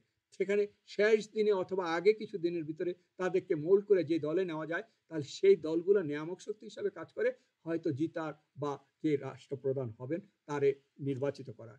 ঠিক জামাত ইসলাম এখন না, আজীবন আপনি দেখেন যে অতীতের ইতিহাস, সে শেখ হাসিনা জামাত ইসলামকে কি কাছে নিয়ে বলছে এটা পলিটিক্যাল স্ট্র্যাটেজির জন্য, পলিটিক্যাল কারণে আমি তার সাথে মিশেছি। আবার বিএনপিও করেছে।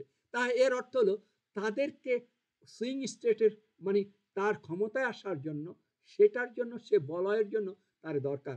But Jamaat Islam itself will not be the main political party in this country, Bangladesh specially. এটা 100 না, 500 বছরে না, 1000 বছরে না, ইভেন 10 বছরে না, 20 বছরে না, কিছুটা হয়তো ভোট বাড়তে পারে। সুতরাং জামাত ইসলাম নিয়ে আমরা যে সবচেয়ে যেটা যে এই পলিটিক্যাল যত ইসলামিক পলিটিক্যাল পার্টি আছে সেগুলো তাদের উচিত যে মানুষকে এই যে দুনিয়ার সম্বন্ধে যে সঠিক, দুনিয়া ঠিক না হলে আখেরাত হবে না, শুধু আখেরাতের কথা বলে দিলে কাজ হবে না, আখেরাতে যাওয়ার জন্য যে জ্বালানি থাকতে হবে দুনিয়াতে সঠিক না হলে রাসূলুল্লাহ কেন বলছেন আগে ইয়াটা এই কি বলে এই তুমি নামাজটা ঘোড়াটা আগে উটটা আগে বাঁধো তারপর নামাজ পড়ো, অর্থাৎ দুনিয়া সঠিক হলে তারপর আগে। জামাত ইসলাম অনেক সময় ইসলামিক আখেরাত সম্বন্ধে বেশি বলেন, দুনিয়া সফল না হলে আখেরাত হবে না। আমি অনুরোধ করছি সব স্কলারদের, ইসলামিক স্কলারদের, তারা যেন দুনিয়াতে একজন মা যেন তার সঠিক মা যেন তার শিশুকে বলেন যে তুমি সঠিক কাপড় জামা পরো, তিনি যেন সঠিক কাপড় জামা পরে কথা বলেন। মা যেন বলে শিশুকে সত্য কথা বলতে, তিনি যেন আগে সত্য কথা তিনি লালন করে পালন করে, তিনি বিশ্বাস করে, তিনি নিজে এটার নিজে তার জীবনে প্রয়োগ করে, তখন যেন বলে, তখন মায়ের কথা শুনবে, না হলে শুনবে না। তারপরে স্কুলে যেটা বলেন সমাজে একজন এই দোকানদারকে যেন সঠিক মাপ দিতে বলেন, তার কৃষক যেন তার মাঠে সঠিক কাজ করতে বলেন, একজন শিক্ষক যেন সঠিকভাবে পড়ালেখা করান, একজন আইনবিদ যেন তার মিথ্যা কথা বলে অন্যকে বিপদগামী করে না ফেলেন তার ব্যবসার প্রচার ঘটানোর জন্য। তা যেটাই হোক যেন প্রত্যেকের ক্ষেত্রের থেকে যেন সঠিক হন, এটাই হলো সবচেয়ে বড় নিয়ামক শক্তি। আর জামাত ইসলাম যেন সেটা করে, তাহলে দুনিয়া বাস্তবতা, দুনিয়া সঠিক হলে আখেরাতে, তাহলে তারা নিজেরও সফল হবেন এবং তারা মানুষকে সফল করতে পারবেন। এখানে সুফিজমের জায়গা আছে। আমি ফাইনালি বলছি জামাতকে এবং অন্যান্য ইসলামী দলকে, সেটা এখানে ইসলামিক যে আপনারা যে রাজনীতি করতে চান সেই রাজনীতিতে এখানে সেই সুযোগ নেই। তবে আপনারা সবার কাছে সমৃদ্ধ হবেন। নির্বাচনের সময় আপনাকে সুইং স্টেটের জন্য হাসিনার মতো ওই কোকে আর কালের মানে কোলে নেওয়ার জন্য চেষ্টা করবে প্রত্যেক দল, কারণ তার দল বাড়ি করে সে রাষ্ট্র ক্ষমতা যাওয়ার জন্য আপনাকে হয়তো দরকার হতে পারে। আপনি সব সময় এই ইয়ার মতো ওই ভালো চিংড়ি মাছের মতো প্রত্যেক তরকারিতে লাগবেন, কিন্তু নিজের ইন্ডিভিজুয়াল ক্ষমতা আসতে পারবেন না। আর লাস্ট কথা বলে দিচ্ছি, অনেক দেরি হয়ে গেল, অনেক কথা বললাম আমি। এই সুতরাং জামাত ইসলামকে ফাইনাল কথা হলো যে আপনারা আপনাদের এই দেশের টোটাল জনগোষ্ঠী হলো মুসলিম, এখানে সুফিজম ভালো, তাদের সঠিক ইমানদার, সঠিকভাবে তার মুসলিম, তার কিন্তু তারা সঠিক ইমানদার না। এই অনেক ক্ষেত্রে তারা ইমান সঠিক, সেটাকে কিভাবে আপনি নিজে ইমানদার হয়ে তাদেরকে ইমানে শক্ত করার জন্য সুফিজম হিসেবে কাজে লাগাতে পারেন, যেভাবে ইসলাম এখানে প্রসারিত, একসময় এখানে অলি আল্লাহরা এসে এখানে ইসলাম প্রচার করে, সুফিজম করে তা সেখানে বিস্তার করেছেন, আপনারা সে পথটাকে প্রসার করেন, তাহলে আমার মনে হয় এই দেশের ভূখণ্ডের মানুষের বেশি লাভবান হবে। তা এই হলো যেমন। আর এই জাতীয় পার্টি, অনেকে লোকে পত্রপত্রিকা এটারে যাত্রা পার্টিও বলে, এই যাত্রা পার্টি বা জাতীয় পার্টি আল্লাহ জানেন, এই পার্টি এই পার্টি কিন্তু নিজের অস্তিত্ব নিজে হারিয়ে ফেলেছেন সে এরশাদ সাহেবের সময়। এরশাদ সাহেব একমাত্র লোক যিনি প্রথম এসে ইয়াং জেনারেশনের চরিত্রকে হনন করেছেন। আপনারা মনে রাখবেন, এরশাদ সাহেব গুলশানে যখন তিনি ইলেকশন দেন 1982 না কত দেয়, তার ইলেকশন যেটা দেন প্রথম, তখন এই সিরাজ নামে মহাকালীর একটা যে এই রেস্তোরাঁ মালিক, ওই সর্দার এজেন্সির মালিক ছিলেন ওর ভাইরা, ওরা কয়েকটি ভাই ছিলেন, ওর বাবা, তা ওখানে সিমেন্টের দোকান ছিল, তারপরে ওখানে একটা জলখাবার দোকান ছিল, ওই দোকানের হয়তো তারা মালিক ছিলেন ইত্যাদি। তো মহাকালী তাদের ছিল। এই সিরাজ তিতুমির কলেজে পড়ালেখা করতেন, তার পরীক্ষা বাওয়াল কলেজ থেকে অন্যজনে পরীক্ষা দিয়েছে আমার জানা মতে, আমি দেখেছি এবং আমি তার সাক্ষী। ওই ছেলেটা গুলশানের এমপি হয়ে যান এই আমলে, আপনার এরশাদের সময়। তাহলে এই ইয়াং জেনারেশনের চরিত্র হনন করার জন্য তিনি একমাত্র দায়ী। ওখান থেকে হলো ইয়াং এর চরিত্র। আর রাজনীতিবিদদের চরিত্র হনন ওটা 1973 সালে হয়ে গেছে, সব 73 সালে ওই ইয়াকে মেরে, এই সিরাজ শিকদারকে মেরে সংসদে বলেছিলেন সিরাজ শিকদার কোথায় এখন। তারপরে এই দাউদকান্দির ইঞ্জিনিয়ার মোশাররফ সাহেব, নাম যদি ভুল না করি, উনি ইলেকশনে জিতেছেন 73 ইলেকশনে, ওখানে এনে এই এই মুজিবের হত্যাকারী যে প্রেসিডেন্ট হয়েছেন, এই প্রেসিডেন্টকে তিনি নির্বাচিত করেন হেলিকপ্টার এনে। তার রাজনীতিবিদদের যে চরিত্র হনন সেটা অনেক আগেই হয়ে গেছে, আর ইয়াং জেনারেশন করেছেন। আর একটা হলো আমাদের দেশের নারীরা, মানে যেটা মানে সুবোধ ভালো হিসেবে এই এরশাদ যে একটা কেলেঙ্কারির মাধ্যমে এই যে আমাদের একটা সম্ভ্রান্ত পরিবারের মহিলাদের যে একটা কি যেন একটা মানে আইডেন্টিটি দিয়েছেন এরশাদ, আল্লাহ তাকে কিভাবে নেবেন আল্লাহ জানেন, আল্লাহ জানেন তিনি, এবং তিনি যা ক্ষতি করে দিয়েছেন, তিনি এই যাত্রা পার্টি করে, এই পার্টি করে, তিনি না একটা মানুষের পার্টি না দেশের পার্টি, তিনি শুধু আমাদের আগ্রাসনকারী ইন্ডিয়ার হেফাজত করেছেন এই তার সহযোগী হিসাবে। ফাইনালি আমি এক কথা বলি, সুতরাং এই দেখেন যে মনে হয় যেন এই আপনি জাতীয় পার্টির যে চাষাবাদ হয়েছে অথবা জাতীয় পার্টির যে গ্রুমিং হয়েছে বা যে পরিচালনা হয়েছে, আজ দেখেছে যাচ্ছে কোথাও নাই। এই জিএম কাদের সহ মনে হয় যেন লোকজনকে তাড়া দিচ্ছে, লোকজন তাড়া দিচ্ছে, দেখলে দৌড়ায় পালায়, কি বলে কি না জানে কিছু বোঝে না ইত্যাদি। তার বংশধরের লক্ষ্য করেন, তারপরে মুজিবের বংশধরের লক্ষ্য করেন। দেখেন যারা খাত সঠিক থাকে না, তার একটা আল্লাহর প্রদত্তভাবে তাকে একটা দুনিয়াতে বিচার করেন। দুনিয়াতে হলো টোটাল বিচারের আংশিক মাত্র, আখেরাতে হবে সব বিচার, দুনিয়াতে আংশিক মাত্র, যদি আমি ভুল না করি ক্ষমা করবেন। তাই এই জাতীয় পার্টি এটা কোনো এখন এটা কোনো দলই না, আর কোনো কালেই ছিল না, এটা শুধু। ফাইনালি আমি আপনাদেরকে একটা কথা বলে শেষ করছি, অনেক কথা বললাম, হয়তো ধৈর্য সহকারে শুনে। বাংলাদেশের যদি অস্তিত্ব রক্ষা করতে হয়, বাংলাদেশের যে আগ্রাসনী শত্রুর যে নিয়ামক শক্তিগুলা আপনাকে বুঝতে হবে।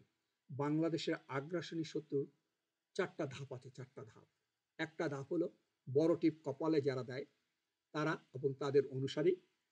দ্বিতীয়টা হলো সাইড ব্যাগ নিয়ে এই যে বামপন্থী যারা এবং বামপন্থীর অনুসারী। তৃতীয়ত হলো আওয়ামী লীগ অথবা আওয়ামী লীগের অনুসারী। চতুর্থ হলো ভারত অথবা ভারতের অনুসারী। আর এক কথায় যদি বলতে চান, বাংলার আগ্রাসনী শক্তি হলো ওই যে ছোটবেলা গ্রামারে আমরা পড়েছি না যে পায়ের থেকে মাথা পর্যন্ত আপাদমস্তক। আর বাংলার যদি আগ্রাসনী নিয়ামক শক্তি বুঝতে হয় তাহলে এক কথায় ভারত বা ইন্ডিয়া। সুতরাং অন্যান্য যেগুলো বড় টিপ দিয়ে এই যে খুশি কবির, সুলতানা কামাল ইত্যাদি ইত্যাদি আর বলতে চাই না। তারপরে এই সাইড ব্যাগ দিয়ে এই যে আমাদের বাকের বাই আর তারপরে তার ইত্যাদি ইত্যাদি ইনু মেনন ইত্যাদি ইত্যাদি এগুলো। তারপরে হলো এই আপনার আওয়ামী লীগ তো বলতে পারে না। আওয়ামী লীগকে এই শেখ মুজিবুর রহমান নিজে আওয়ামী লীগকে তিনি করেন নাই, মানে বিশ্বাস করেন নাই। তাই আওয়ামী লীগকে যদি বিশ্বাস করেন, তিনি তো যখন তাকে হত্যা করা হয় তখন সেই ৭৫ সালে তিনি তো আওয়ামী লীগে ছিলেন না, তিনি বাকশালে ছিলেন।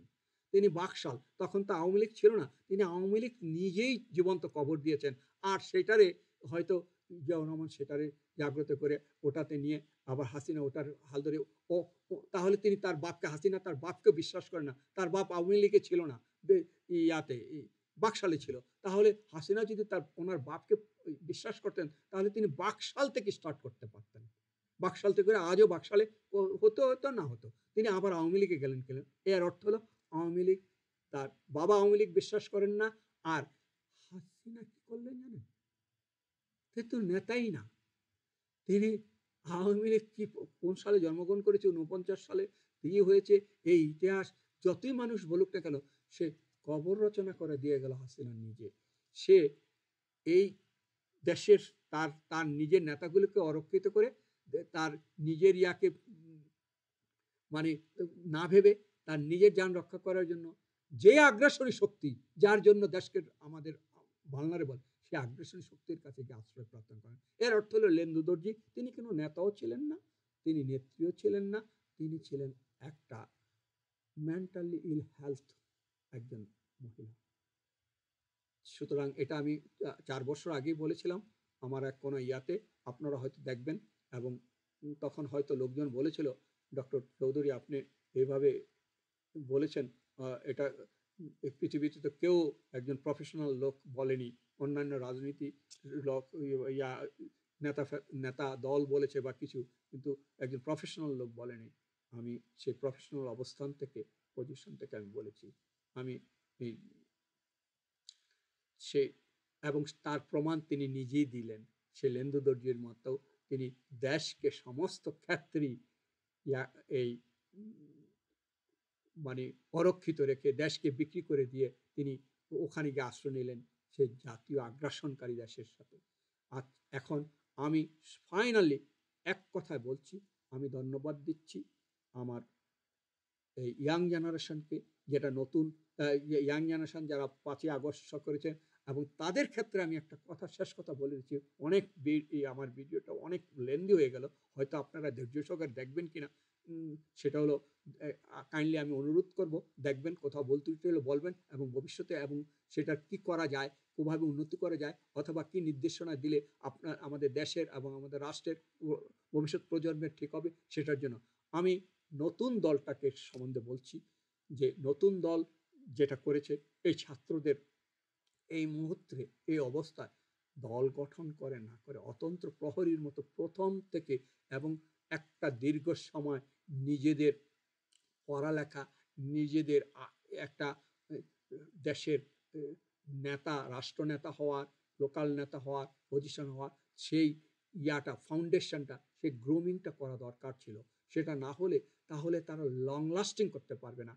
অ্যাকচুয়ালি নিজের হয়তো খোরাক হবে, নাম হবে তিনি এ করেছেন, ও করেছেন, ও পজিশন নিয়েছেন, ওই উপদেষ্টা হয়েছেন, কিন্তু রাষ্ট্রের আলটিমেট ক্ষতি, আলটিমেট লাভ হবে কিনা সন্দেহ। এই জন্য আমি এখনো শুনিয়েন ওনাদের যে নতুন যারা ছাত্ররা তাদের অ্যাপ্রিসিয়েট করি, তারা কাজ করছেন এবং তাদের কিন্তু অতন্ত্র প্রহরীর মতো রাষ্ট্র কিন্তু এখনো শকুনি পর্যায়ে আছে। মনে রাখবেন, হাসিনা চলে গেছে কিন্তু সমস্ত ইনস্ট্রুমেন্ট স্টিল বজায় আছে। সেটা থেকে রাষ্ট্র সঠিক থাকে কি করে, সেটা কিন্তু ডক্টর ইউনূসকে ভাবতে হবে। আর আর ডক্টর ইউনূসকে আপনারা এনেছেন, এই ছাত্ররা এনেছেন, ইয়াং জেনারেশন এনেছেন। ইয়াং জেনারেশনে নতুন দল করা এই মুহূর্তে কতটুকু সঠিক হয়েছে ভবিষ্যৎ বলে দিবে এটা। কিন্তু আপনাদের অতন্ত্র ওয়াচ ডগের মতো, অতন্ত্র প্রহরীর মতো থাকতে হবে অ্যাজ লং অ্যাজ এই ইন্ডিয়ার আগ্রাসনকে একটা নিউ জেনারেশন, মজবুত জেনারেশনকে দেওয়া হাতে ট্রান্সফার করার আগ পর্যন্ত, যে অন্তত পক্ষে এই ইন্ডিয়ার আগ্রাসনকে ঠেকানোর জন্য মূল মন্ত্র দিয়ে গেলেন, যে জেনারেশন জেনে গেল যে এইভাবে করলে এই আগ্রাসন থেকে বাঁচানো যাবে, না হলে দেশকে রক্ষা করা যাবে না। সুতরাং এই নতুন যে দল করেছে বা নতুন জেনারেশনটা যেটা 5ই আগস্টকে এই বিপ্লব করে এই মানুষের মুক্তির পথ সুগম করেছে, তারা যেন তাদেরকে যেন কন্ট্রোভার্সি অর্থাৎ মানুষের কাছে গ্লানি না নিয়ে নিজেরা যেন আস্তে নিজের ফাউন্ডেশন, একজন নেতা হওয়ার জন্য, একজন দেশপ্রেমিক হওয়ার জন্য, একজন রাষ্ট্র নেতা হওয়ার জন্য, একটা আইডিয়াল নেতা হওয়ার জন্য, একজন আইডিয়াল নেতার কী বৈশিষ্ট্য থাকা দরকার আমার একটা ভিডিওতে আছে, যদি আপনারা যদি দেখতে চান দেখতে পারেন, যদি কোথাও আপনাদের পছন্দ হয় জানাবেন। এবং ভবিষ্যতে আমি কোন সম্বন্ধে বললে মানে আমার রাষ্ট্রে, আমার বাংলাদেশের এই টোটাল জনগোষ্ঠীর এবং রাষ্ট্রের আগ্রাসন থেকে এটা স্বাভাবিক সুন্দরভাবে এই আমরা পরিচালনা করতে পারি এবং সেই মূল মন্ত্র আমরা আমাদের প্রজন্মের পর প্রজন্মকে দিতে পারি, সে আশা রেখে কীভাবে করতে পারি হয়তো আল্লাহ তাআলা সেই তৌফিক দান করুন। এই সমস্ত রেখে আমি আল্লাহর কাছে এই সেই দোয়া করে আমাদের বাংলাদেশের মানুষকে সকলকে আল্লাহ হেফাজত করুক, হেফাজতে রাখুক, সঠিক পথে রাখুক। এবং এই পরিশেষে বলবো ডক্টর ইউনূসকে আল্লাহ তাআলা যেন হেফাজত করেন, তিনি যেন একটা দীর্ঘ সময় থেকে সঠিক কাজ করেন। এবং ডক্টর ইউনূস কিন্তু এই তিনি আমি হয়তো মনে কি আছে চাচ্ছেন, কিন্তু তিনি কেন তার বিজ্ঞতা, তার বিচক্ষণতা কিন্তু আরও মানে চমৎকার, আরও ডাইনামিক কাজ করা উচিত।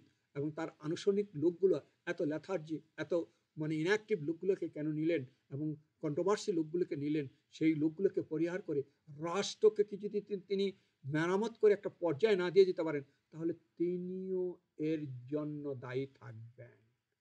আল্লাহ সবাইকে হেফাজত করুক। খোদা হাফেজ।